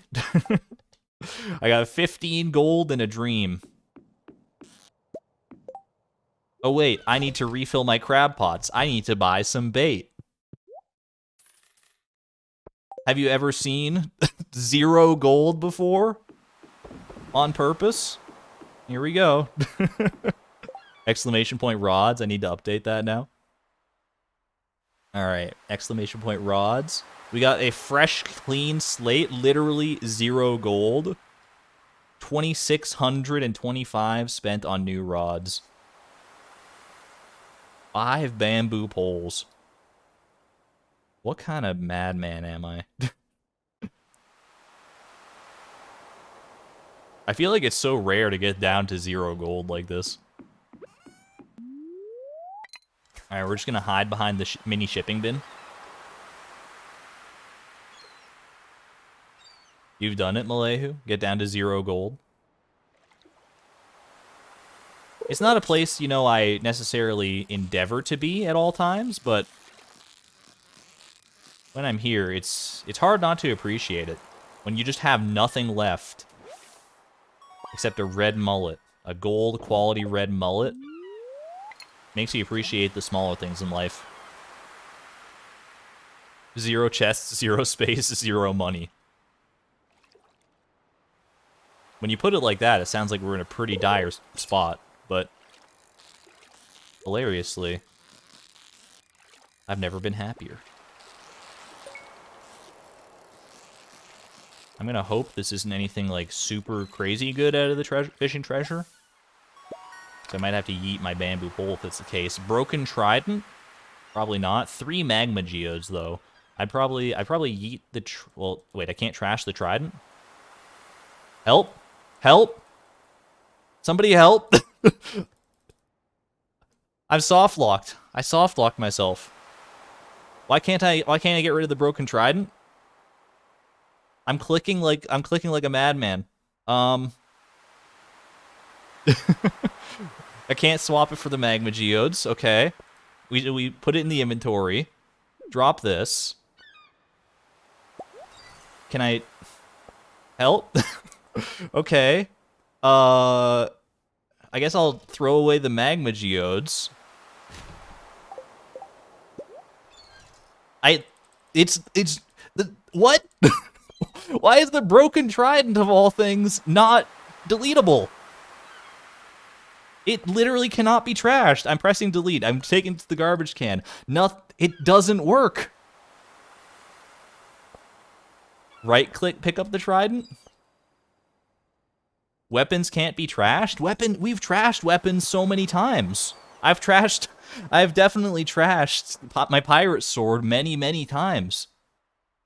But I think this one is some kind of exception to the rule. Sell it to the guild? I can try that. Worst comes to worst here, I have to reset the day. Like, there's no way around it. I'll try and sell it to the Adventurers Guild. I have to assume that'll work. It's enchanted. +1 crit chance. Drop it with the mod. It literally doesn't drop. It just does not drop. There's something about tridents. Cursed Trident. Please. Just let me in. Just let me in.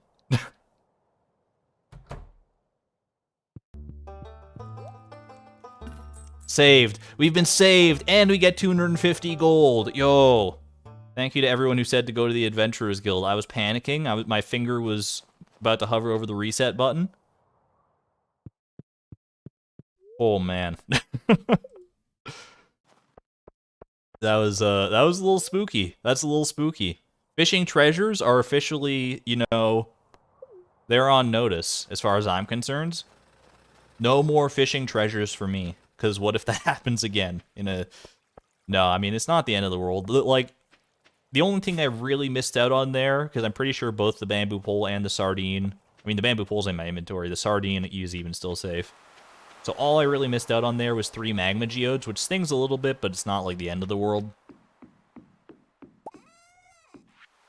No more fishing treasure chests for a bit. That was spooky, dude.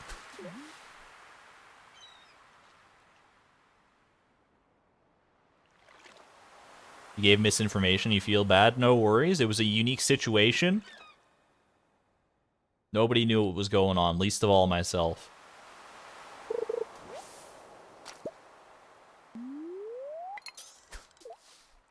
My only hunch for what might have happened there is that you can normally trash weapons because you can buy them back from the Adventurers Guild, but maybe the Broken Trident is one that you can only get it from fishing treasure chests, so it wouldn't let me trash it because I wouldn't be able to buy it back. That's like the only unique thing I can think of about the Broken Trident, is that you can't buy it from the guild, right? That's where my brain goes. Ooh, fishing treasure. That's where my brain goes, but I don't know if that actually holds water or not. Just some bait. Don't worry about that.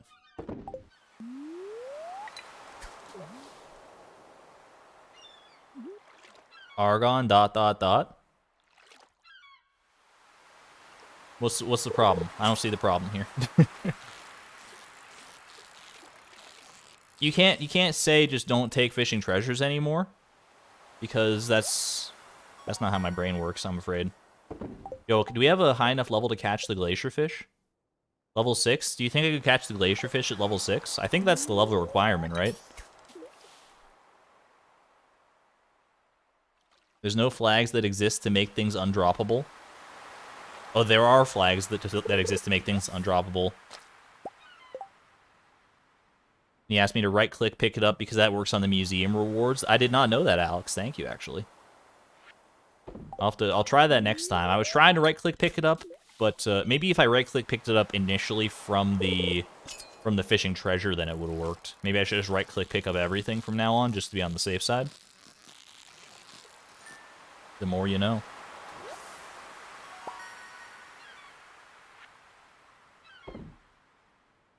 You just deleted a broken trident today while experiencing the same thing.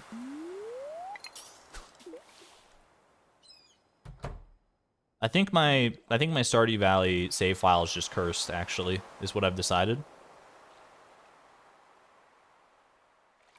I think it's cursed. I think I'm living in the middle of a creepypasta right now. And that broken trident is going to come back to haunt me in some way.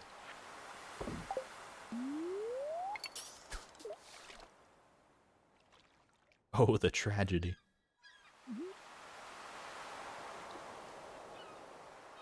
Chase was wrong about the beach fishing being best. Beach fishing seems pretty good, honestly. I mean, I consulted the charts of winter fish, and beach fishing looks the best to me still. If there is information that it is not the best, then that's good to know. But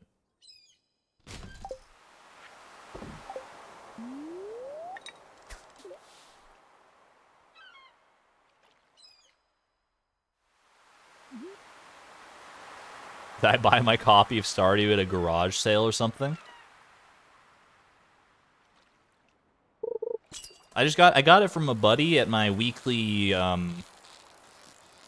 meetup of Lucifer followers. Do you think that's a bad thing? Do you think he might have led me astray?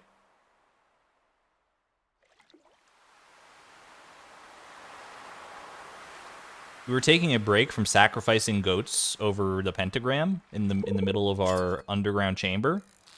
And he was like, hey man, I got this cozy little farming game you should try out sometime. And he gave me a Steam key. And here I am.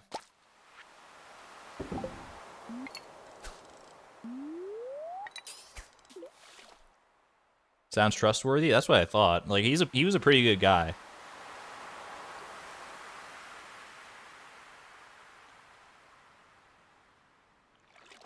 Like, when the leader was like, you know, we should stop sacrificing goats and start sacrificing humans, he was the first one that was like, I don't think that's a very good idea. It's not really good for our optics to start sacrificing humans. And I was right there with him. I was like, yeah. And not just because he gave me the Stardew Steam code, although that was, you know, it did weigh into my decision a little bit, I gotta admit.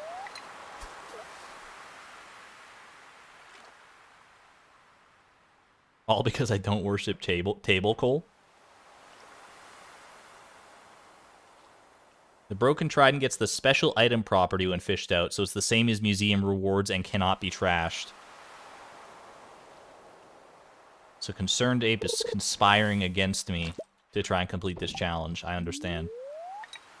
He's literally baked in fail-safes against the Ironman challenge into the game's code. Just to mess with us. Suddenly really want to see Argon play Cult of the Lamb. I did play it for a couple streams back in back when it initially came out, or around when it initially came out. I want to go back to it for sure. It's a really fun time. Cult of the Lamb is a gem, to be sure. Ooh, albacore. My mini shipping bin is almost full. This is the downside of fishing with the bamboo pole, I realize, is that the different qualities of fish will stack up in the mini shipping bin faster. But I think it's worth the trade-off of, you know, higher quality fish selling for more.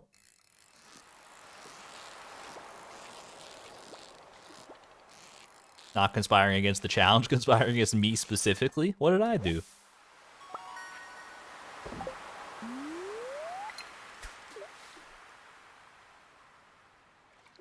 Expecting the same problem with Neptune's glaive. We just won't fish up Neptune's glaive. It'll be fine. If we all just collectively agree not to fish up special items anymore, like weapons and stuff, then it should be fine, right?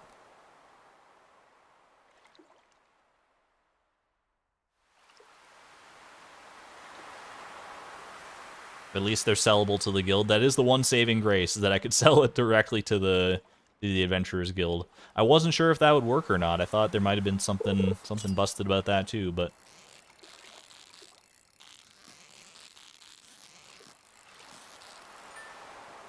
Have a good one there, Bex. Thanks for hanging out. Iridium quality halibut. I guess we swap out the seaweed for that, and then we just... I consume the seaweed. Sorry, I consumed the seaweed. Nope. Pressing the wrong buttons.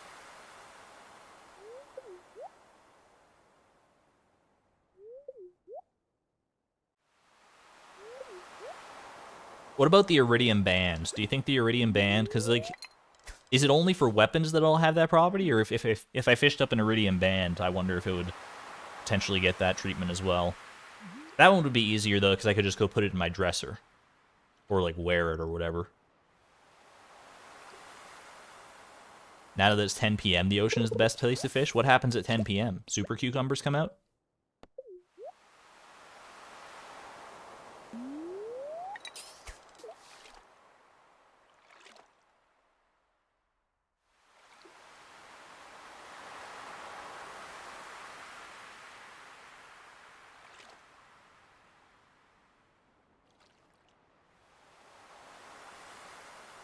Since we picked up this mini shipping bin, this our trash counter has been going up a bit slower, which is always nice to see.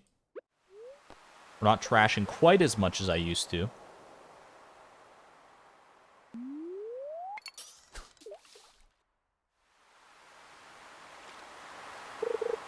The silent eating is slightly unnerving. That's from the I stealth added a misophonia mod. I think that's how you say that. That someone recommended. Because it was news to me when I first learned it, but apparently the eating and drinking sounds in Stardew Valley can be a little, can be triggers for some people who have misophonia. And I was like, I don't really care about the eating and drinking sounds in the game anyway, so like, why not? I'll just add it. Can we catch anything but seaweed? Catch a fish challenge 2023? Difficulty impossible?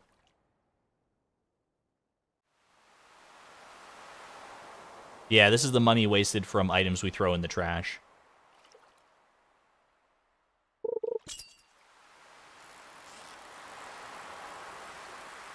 It's the keg processing slurping sound for me. I got good news for you, Colleen. This mod also eliminates that sound, so there you go. Alright. 2 fishing rods. I don't think I really care about the training rod at this point in my life. So I will go ahead and head home. Should get a decent amount of money for that.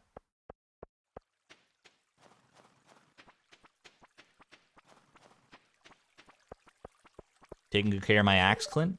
What do I need? I need you to get back to work on my copper axe. You can't just leave it languishing while you go and gallivant about in the saloon. You know what? I guess maybe you put in some good work today and you need a little bit of leisure time. That's on me. It's on me. I shouldn't have been so hostile towards you. Look, I care a lot about my copper axe, and I don't want anything bad to happen to it, okay? I'm trusting you, man.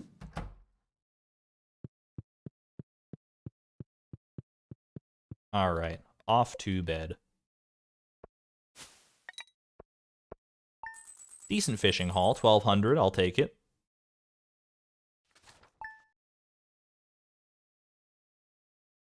cleaning up for future modders is actually a pretty big deal. I think that's a big part of what ConcernedApe wants to do with the 1.6 update, is to make things a bit more streamlined and easier for modders. 30 hay? You're such a good neighbor that I thought I'd send you over some animal feed. If only I had a coop. If only I had a coop. Sorry, Marnie. Get trashed. There's no way I'm holding on to that hay until I get animals, that's for sure.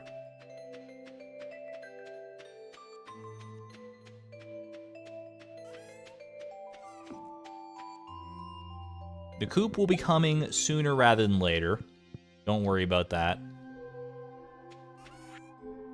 If we fish like the rest of today, if we just like fish the entire day away, we should have more than enough money for the coop, and then we'll also get the steel axe by tomorrow, which will enable me to get enough wood for the coop, and we'll be in a great position, primed to get some animals in the near future.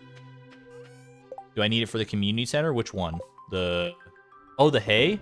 No, I think I already got the hay for the community center. Because, yeah, I got it from when I was harvesting wheat in the fall. Good shout out, though. Let me just double check to be absolutely 100% sure. Yep, we're good.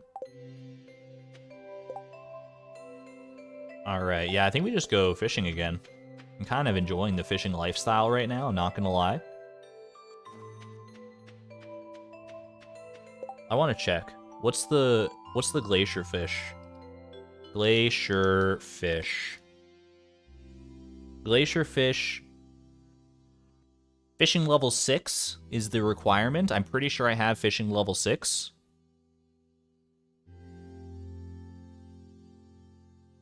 Why don't we can pivot to the glacier fish area. I can bring my mini shipping bin over there. We'll do a little river fishing.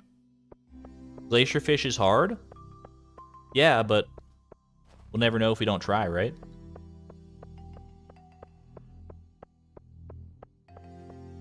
The best place to fish after 10 p.m. is the mountain lake because the midnight carp. Oh, I should have clocked that, honestly, because the midnight carp is the only fish that comes out at 10 p.m., I'm pretty sure. Looks like a job for the iridium rod. That's too much of an investment for me. Do you see my money situation right now? I'm freaking broke. Ooh. Ooh, okay. That's one of the strange dolls. Good to know. I can definitely take care of that. In fact, why don't I go take care of that right now after I donate this dried starfish that I've already donated, apparently? I'll go grab that strange doll, donate it, just so I don't forget about it.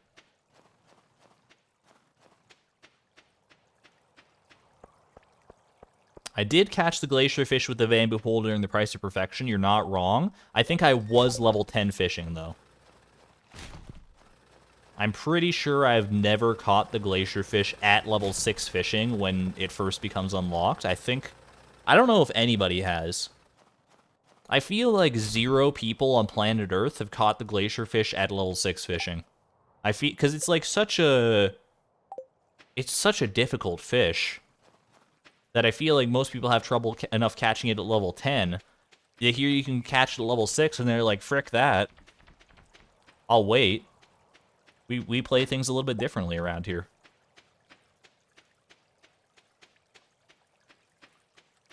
Thumbs up if you think I can catch the glacier fish at level 6 fishing. Thumbs down if no.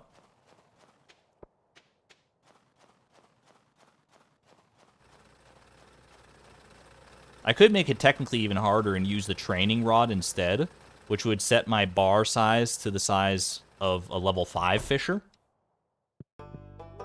But come on now, we gotta baby steps, one step at a time here. Little strange doll goes over in the strange table over here. Thank you for all the optimism of thumbs ups. I appreciate it.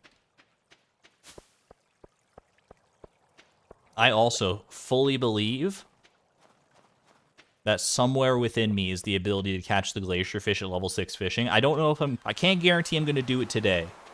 I cannot guarantee, but I'm going to try. Because you never know if you don't try.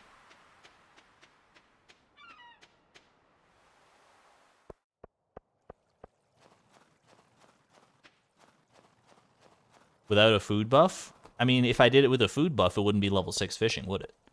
I have a narrow window of opportunity here. Chipped amphora, that's actually really big. Okay, hold on a second. Mini shipping bin, you can go right there for now. Chipped amphora is huge, it's pretty rare.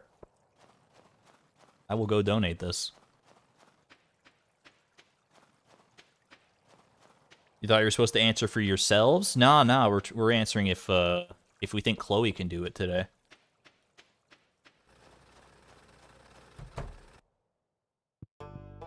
You're trying to catch the legend at level 10 with the iridium pole in the dish of the sea, and that's hard? It is hard. I don't dispute that. This is not me saying, look, that like fishing at level 10 for the glacier fish or the legend or whatever with all the fishing buffs, that's still hard. I just want things to be as hard as they can possibly be, because that's the way I live my life.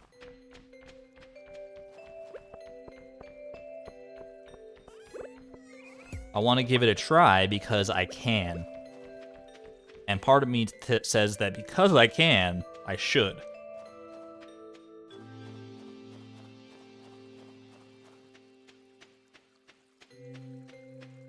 Level 6 also seems like extremely low for the glacier fish to be available, honestly. Like, I always thought that the glacier fish would require, like, at least level 7 or 8 fishing. When I learned it was level 6, I was kind of, like, flabbergasted. Alright, lock me in here. Mini shipping bin. Away we go. Your phone just auto-collected Chloe to cholesterol. Hopefully it's not a portent. Can I move the mini shipping bin with stuff in it? Good. Excellent point. Fantastic point. Saved. Thank you. You cannot move the mini shipping bin with stuff in it. I was about to soft block myself. Not soft block. I mean, I could have just deleted everything out of the shipping bin and lost that and all the money, but... This, I would hazard a guess, is a tiger trout. We're playing Guess That Fish today. Absolutely saved. I would never have thought of that. I would have gotten to the end of the day, my glacier fish in hand, all happy like, trying to go home and be stymied by my own mini shipping bin. That would not have been a fun time for sure. Could have just passed out as well. Yeah, but that's embarrassing.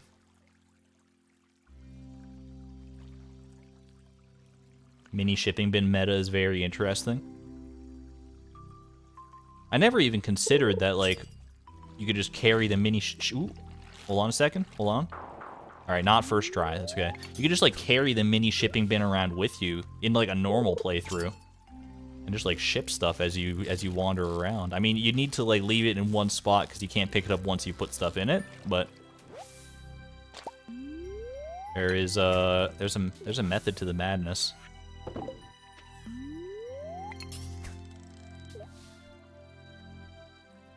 You once planted tea saplings and managed to trap yourself and had to pass out? Oof, oof.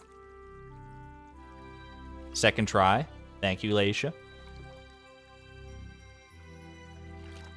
It's not going to be easy. It's certainly not going to be easy. I might end up being level 7 by the time I actually end up catching it here. We'll see.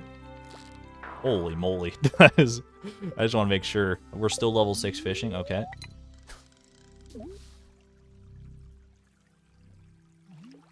Never mop from the outside in. Been there, done that. Trapped myself in a little island of dry floor. And you have to walk over some portion of your nicely mopped floor in order to get back to salvation. It's a lesson you gotta learn the hard way.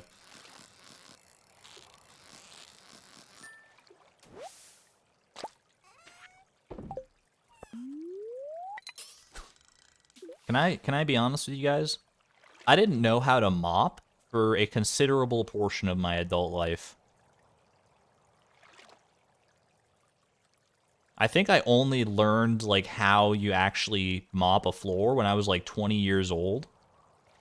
which I guess is not a considerable portion of my adult life, but it's later than most. Like I feel like mopping is a skill. Second, mopping is a skill you should learn like in your teens probably. But when I was like at whatever job I was at, I worked at a grocery store when I was 20. And I was called upon by my supervisor, like, hey, there's a spill over in this aisle. Can you go mop it up? And I didn't know how to mop. I had never done it before. But I didn't say, like, oh, I don't know how to mop. Can you show me? Because I was embarrassed that I didn't know how to mop. Because I'm like, mopping seems like such a pedestrian skill that I should know how to mop by that time. So I was like, oh, yeah, no problem. And so what I did is I went and I found the mop bucket and the mop. I dunked the mop in the water, and then I just took it out without like wringing out the mop at all, and I just like slathered water all over the mess that was on the floor. It made it even worse. It was just a horrible puddle of like water. It was, I mean, to my credit, I did manage to get most of the, you know, whatever was spilled on the ground, tomato sauce or whatever, into the mop instead of on the floor. But then I just like left it as a puddle, and I was like, oh, I'm sure this will just like dry on its own. Like my stupid head, my stupid 20-year-old brain thought that a big puddle of water would just, because it came from a mop, would like evaporate on its own or something. I don't know how I ended up in that situation. And then about 5 minutes later, after I had left with the mop, an announcement comes out over the intercom. It's like, clean up in aisle 3 or whatever. And I was like, oh, man. Oh, shoot. I was so embarrassed, dude.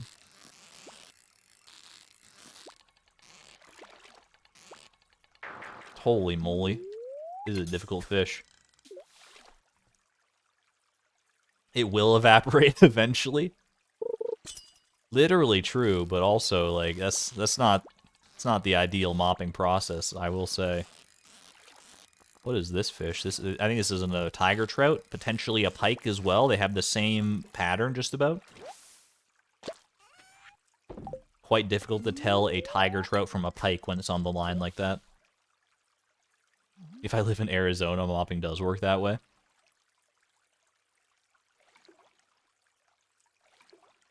Well, unfortunately, I live in Canada, so, like, the water probably would have, like, frozen on the ground and turned into a slipping hazard before anything else. I mean, water on the ground is already a slipping hazard.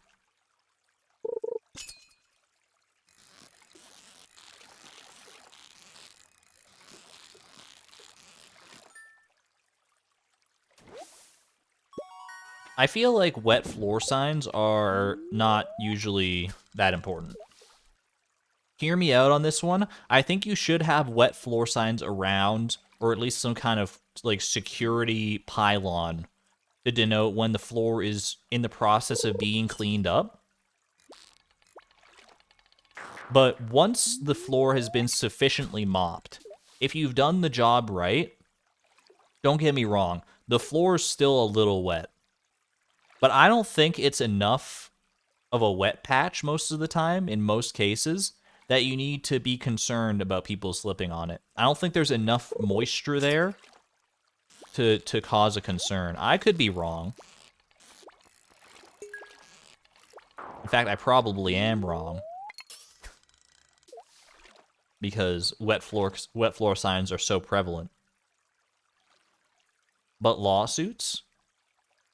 I mean, I guess better safe than sorry at the end of the day. But also, like, do we really need the wet floor signs? Depends on the floor, too. I mean, if the floor is that bad that even the slightest bit of moisture will cause it to be a slippery nightmare mess, then you should just make the floor out of wet floor signs so that when people walk in, they just know that no matter where they walk, they're at risk of falling over. For people with bad eyesight. Look, my heart goes out to the people with bad eyesight. That's all I'm gonna say. Because I also have bad eyesight. I don't have a good argument against that, so maybe wet floor cones should stay.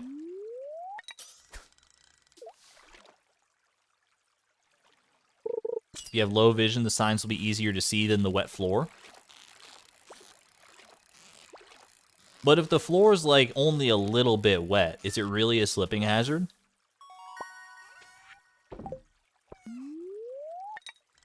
Like, I feel like a floor is, like, not that much of a slipping hazard unless it's wet enough that you, no matter how, like, no matter the vision, you're probably going to be able to see it, that it's just, like, a big old puddle there.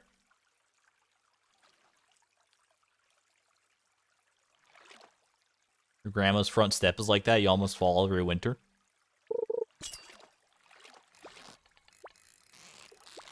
What if we just instead... here's a solution that will make everyone happy. What if instead of that, instead of, like, abolishing wet floor signs, what if instead we just make all floors carpeted? That way, it's like, the floor can still get wet, but then it's just a wet carpet, and you just, like, let it dry, or dry it up with, like, with a cleaner or something. And it's never a slipping hazard at all. What if we just go all carpets? Ew, please, no. Bathroom carpet? Why not? There's already, like, bath mats in bathrooms. That's basically the same thing. Carpeted grocery store? Heck yeah.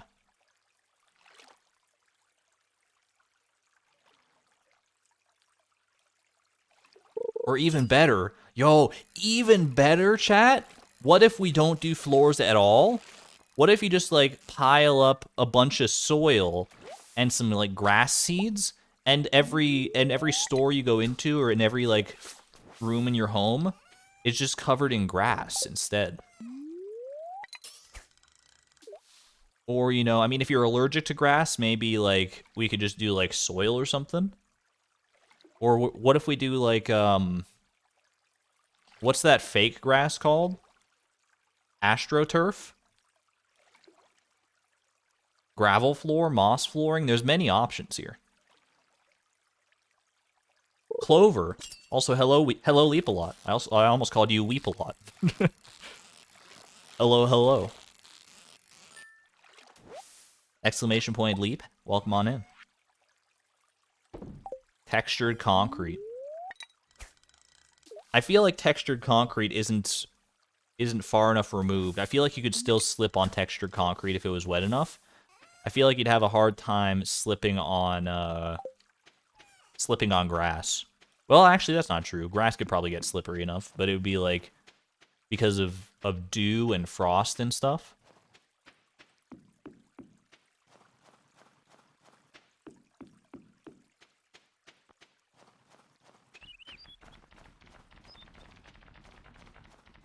I think I got one more Stardew day in me, and then we'll call it a stream here. So I'll need to be cognizant of what I'm carrying into the day tomorrow. I think I'm probably going to be holding on to wood and stone, would be my guess. You can slip on anything if it's wet enough. Water is a lubricant. Can you slip on lava? Me being pedantic.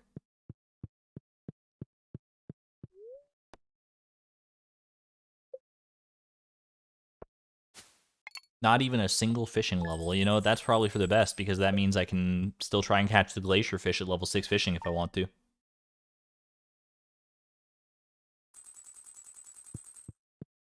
Rip mushrooms. I think mushrooms are gonna have to go. We've been holding on to these mushrooms for a hot minute. My steel axe is ready, by the way.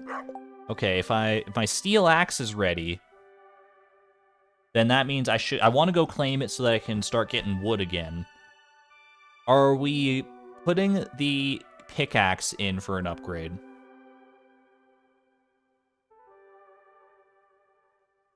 I think we're putting the pickaxe in for an upgrade, because, like, I'm not really using the watering can right now because it's winter, obviously, so that would be the logical choice, and that's where my brain originally went. But I do think that Alex was right earlier that having an upgraded pickaxe in the future will just be nice, like having a copper pickaxe, even if it's just copper, having any upgrade to the pickaxe will be pretty helpful in gathering resources in the future. So maybe we get copper pickaxe, and then after we have copper pickaxe, then we can pivot back to copper watering can. I think that might be the strategy here. I don't think we need to go all the way to steel pickaxe just yet, but I think that's a smart play. I'm also going to go ahead and just sell this geode because I know it's not going to be something that I carry over. Actually, you know what? We can open the geode when I go to collect my tool, right? Let me go check the mushroom cave as well. Speaking of which, if I'm not keeping the mushrooms, I guess I'm selling the mushrooms.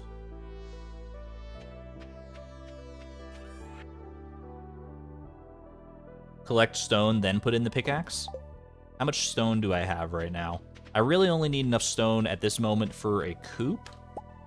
31. Okay, yeah, I should go gather some stone then. Because a rolling stone gathers no moss. Chad, is that true? Is it true that a rolling stone gathers no moss? What if I roll the stone over like a profoundly mossy surface? I feel like if you found a mossy enough surface, the rolling stone would gather moss, is all I'm going to say.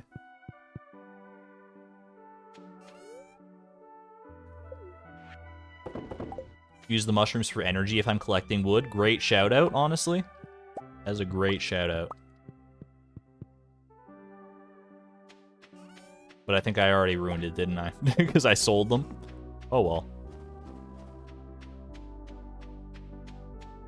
That's fine. We still have 3 mushrooms. What if I put glue on the stone first? I mean, rolling glue definitely gathers moss. Alright, let's go mine some stone. In fact, I can mine some stones right here. Might as well use some of this to clear out some farm debris, some detritus.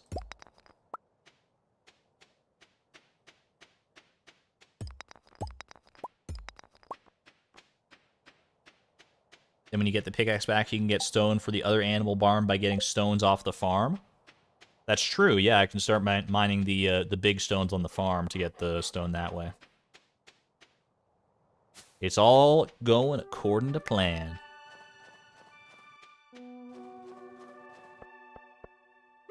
I also see these artifact spots, a little copper ore, probably not too concerned about that.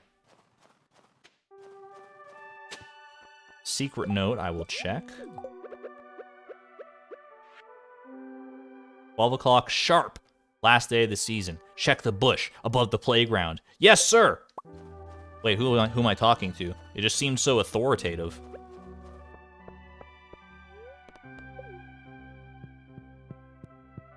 Alright.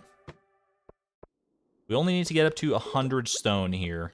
Should not be that big of a concern.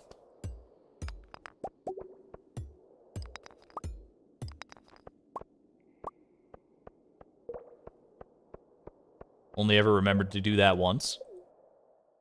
Can you only get the Junimo once? The Big Plus Junimo? Is that a one-time per save file thing, or can you do that every single season?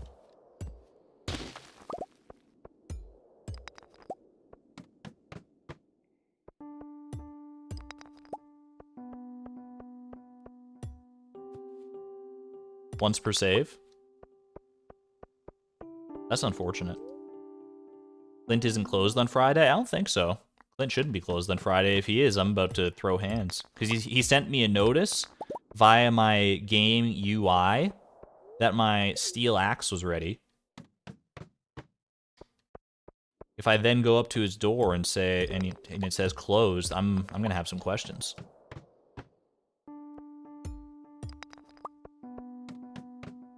Wait, he closes on Friday when the community center is done? What the heck? I feel like I've never learned that. Do I just not go to Clint's after the community center is done, like, ever?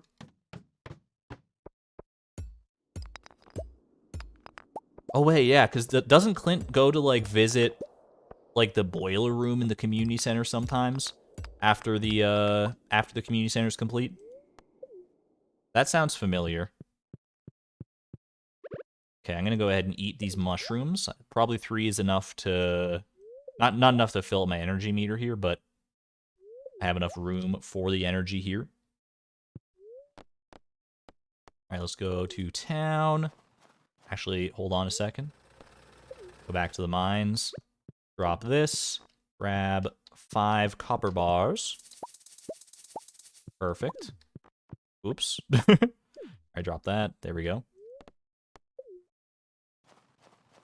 Have a good one, Chase. Enjoy D&D. Try not to die. It's a dangerous world for D&D characters. I received a steel axe. Thank you. All right. Hey, you wanted me to upgrade some tools? Enjoy another one. Copper pickaxe. 07 to you, my pickaxe friend. It's gonna feel very weird without a pickaxe, but it's for the greater good. I promise. Steel axe. Welcome home. Let's go chop some wood. I don't think I should clear off my stumps yet. Here's the thing. I don't think I should clear off too many stumps yet. I can clear off enough to get 10 hardwood for the community center. But if I'm going to be keeping my wood and my stone, speaking of which, I'm going to go grab my stone just so I have it at home ready to go for tomorrow. If I'm going to be keeping my wood and my stone, I'm not going to be able to keep any hardwood that I gather. So I shouldn't gather too much hardwood right now, right? Geode? Oops. I'm sorry, there's so much going on in my brain. So many things to juggle.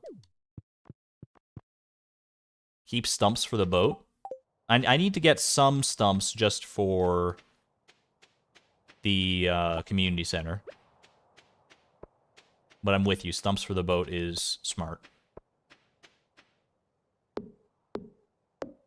How much do each of these give? Just 2? So if I chop 5 here, then that'll be enough for the community center.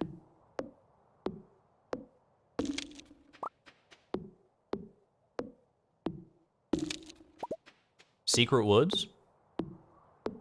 I mean, the secret woods will give us ample access to hardwood. To respawning hardwood at that. I get what you mean. I think I should have probably saved the stumps on the farm and the logs and stuff for the upgrade. Or for the boat to Ginger Island, because these are more permanent. And I can get a lot of it all at once. And then use, if I need hardwood for anything, then get that from the secret woods instead. Because it's respawning and I probably won't need it in that large of supply. I see where you're at, Alex. But I wanted my 10 hardwood here and now, so here we are right now. Here we are again. It's such a pleasure. Remember when you tried to kill me twice? Oh, how we laughed and laughed. Except I wasn't laughing. Under the circumstances, I've been shockingly nice.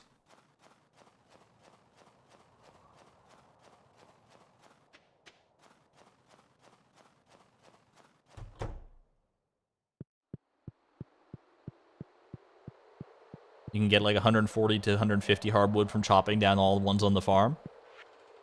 Well, we'll just knock that number down by 10 now, and it'll be fine. It'll all work out for the best in the end. Don't worry about it.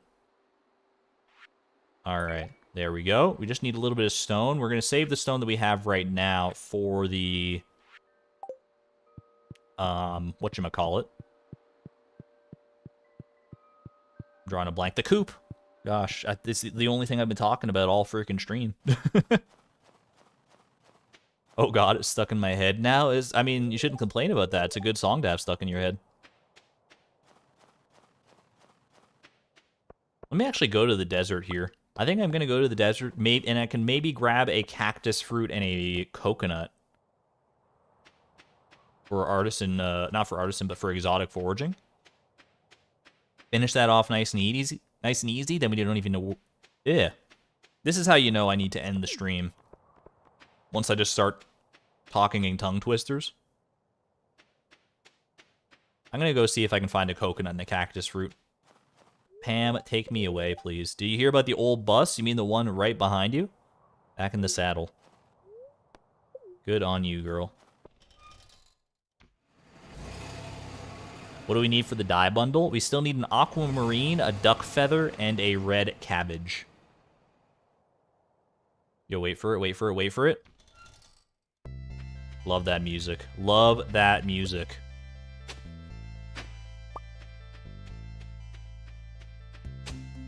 I don't know why I'm even bothering with these artifact spots. I'm just going to trash the clay because I need this cactus fruit anyway. Need this cactus fruit, and I saw a coconut up here. I can introduce myself to Sandy, I suppose. I'm not going to worry about these artifact spots, because if they're anything good, I'll just be sad at the end of the day.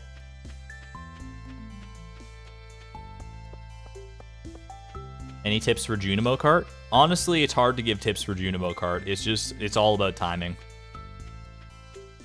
I believe in you, though. I believe you can get there.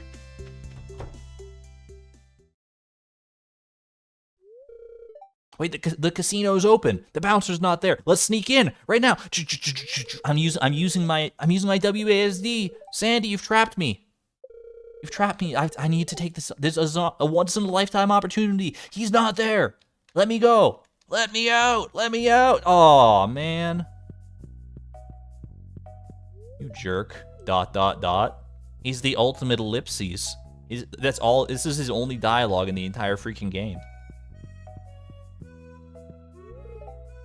Please visit again soon. I get so bored out here. I will. Don't worry about it.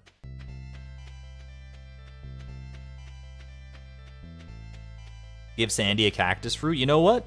I will give Sandy a cactus fruit. She is a fruit enjoyer. We've learned this from the gift-a-thon, so there you go. Can't imagine why she likes them, because like she literally never leaves the desert, so it's got to be like one of the only things she ever even sees. But keep talking to him. He'll let you through if you give him a little kiss. Something tells me not. I think even if you like cheat your way past him and get into the casino while he's still there, doesn't he just like not let you in? He like drops a bomb in your face and says, "Why you little grrr." I feel like I've seen that before. Like you just can't get into the casino while he's still there.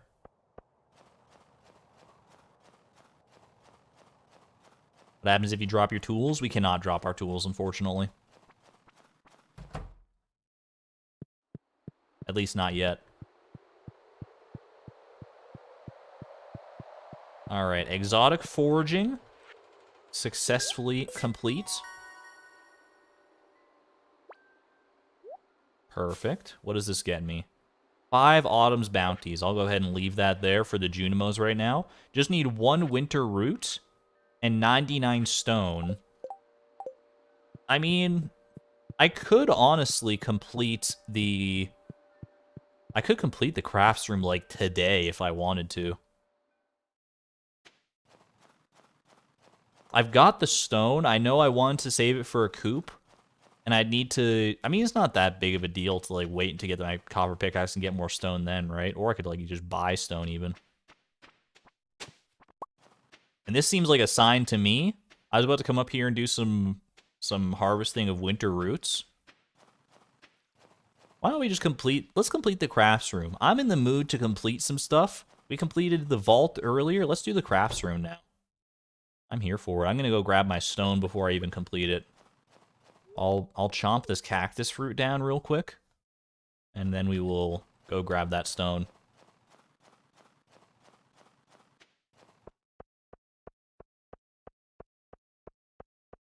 Second room, third room, I believe, because we actually already completed the boiler room as well. Ouch. Just eating a cactus fruit whole, spines and all.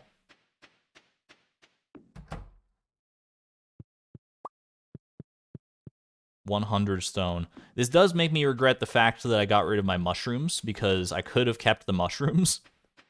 Since I'm only going to have like 1 stone, and it's not really worth keeping 1 stone. I guess I'll keep the fishing rod. Probably like the most expensive thing I have, right? Well, I guess I do have the pirate sword as well at the mines.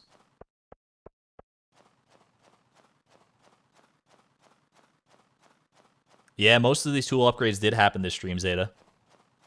Inventory slot 2 opened up just a minute ago. It literally was last stream, and now we're already on the brink of some pretty powerful tools here. Just making the most of it while I got it, you know? That second inventory slot really was the... It was like the straw that opened, that we just had to open up to open the rest of the floodgates on this challenge. Mixing my metaphors, but you know what I mean. There we go. 30 winter seeds. I guess I can plant those, because I was going to say I can't plant those because I don't have my hoe, but I do have my hoe now. All right, good stuff. And finally, construction bundle. The straw that opened the camel's back. Exactly. You know where I'm at. Charcoal kiln. I've already got enough of those. You can hold on to it for now. Junimo party! We're happy to help. It's not our house after all. Whose house is it? The fact that they keep calling it a house is kind of weirding me out. Dude, I do like this crafts room. Have you ever taken the time to actually just like look at the crafts room? It's so cool in here. They got like specimen jars and stuff. Where's he? Where's my man going? He's a little confused, but he's got the spirit, I think. Okay, he got there in the end. He got there.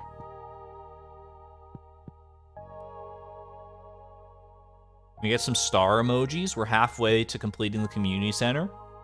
The other half is still going to be... We got a lot of work ahead of us, don't get me wrong, but as far as stars go, that's halfway complete. Enjoy the music while I can.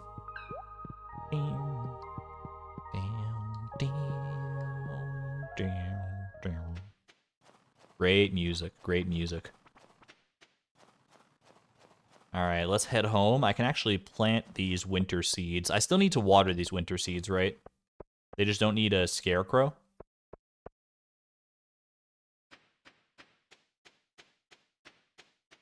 I would hope that the ground with all the snow would be like moist enough to just water it on its own, but wishful thinking, I think.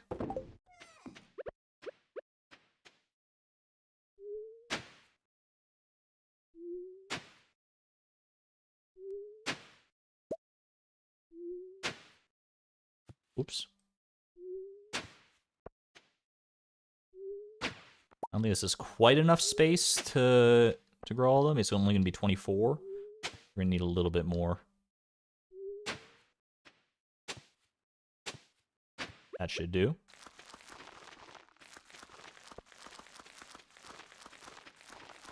Well, look, it's snowing. It's snowing and the ground is snow. So as far as I'm concerned, these things are already watered. Like, this just feels like overkill. There's no way this is actually watering them and not just like killing the seeds as it turns to ice, right? It feels wrong. This is why things don't grow in winter normally. I guess maybe they need the ice because they're winter seeds and it's a magical video game setting.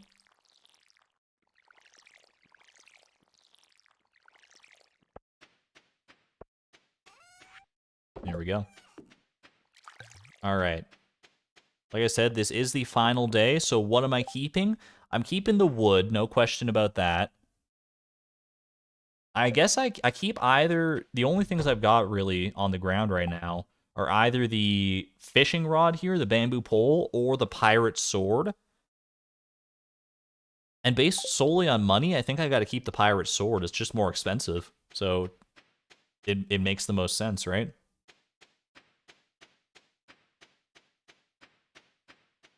Because I can buy them both back easily enough, but the pirate sword costs a little bit more, so why not?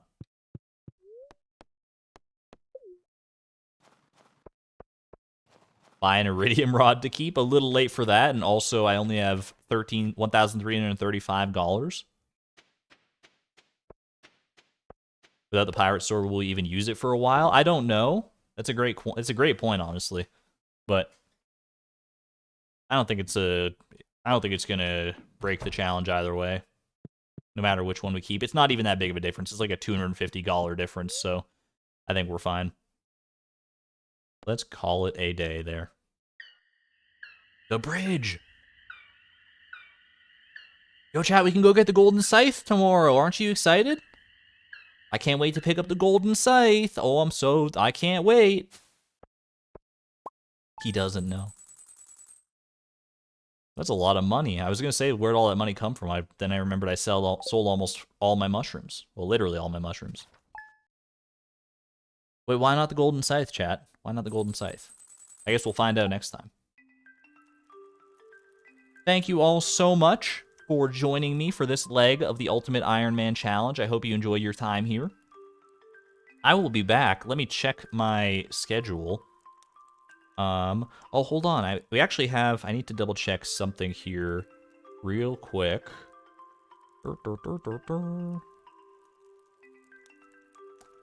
When is that? I'm just sorry. Sorry, I know this is all over the place right now. All right, schedule. I will be back on Monday. I'll be back on Monday for more Ironman fun times. Monday evening. I'll make sure to put out the stream schedule for the entire week on Sunday, as I normally do. Subscribe if you want to see that, or join the Discord. It's also always posted in there.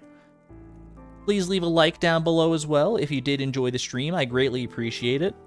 Dude, my eyes were playing tricks on me for a second. I looked back at the screen. I saw this garbage can sitting on top of my fish tank, and I was like, how did I do that? I don't even remember getting the garbage can decoration, and I don't remember. You can put stuff on top of fish tanks? I need to, like, take a nap or something, dude. My brain is fried for some reason. Have a good night, everybody. I will see you all next week. Enjoy your weekends. Be good to one another. Be good to yourselves. I'll see you when I see you. Send you off with the usual fan art compilation. This is Argon Matrix signing on out. Thank you and have a great night, everybody. Bye-bye.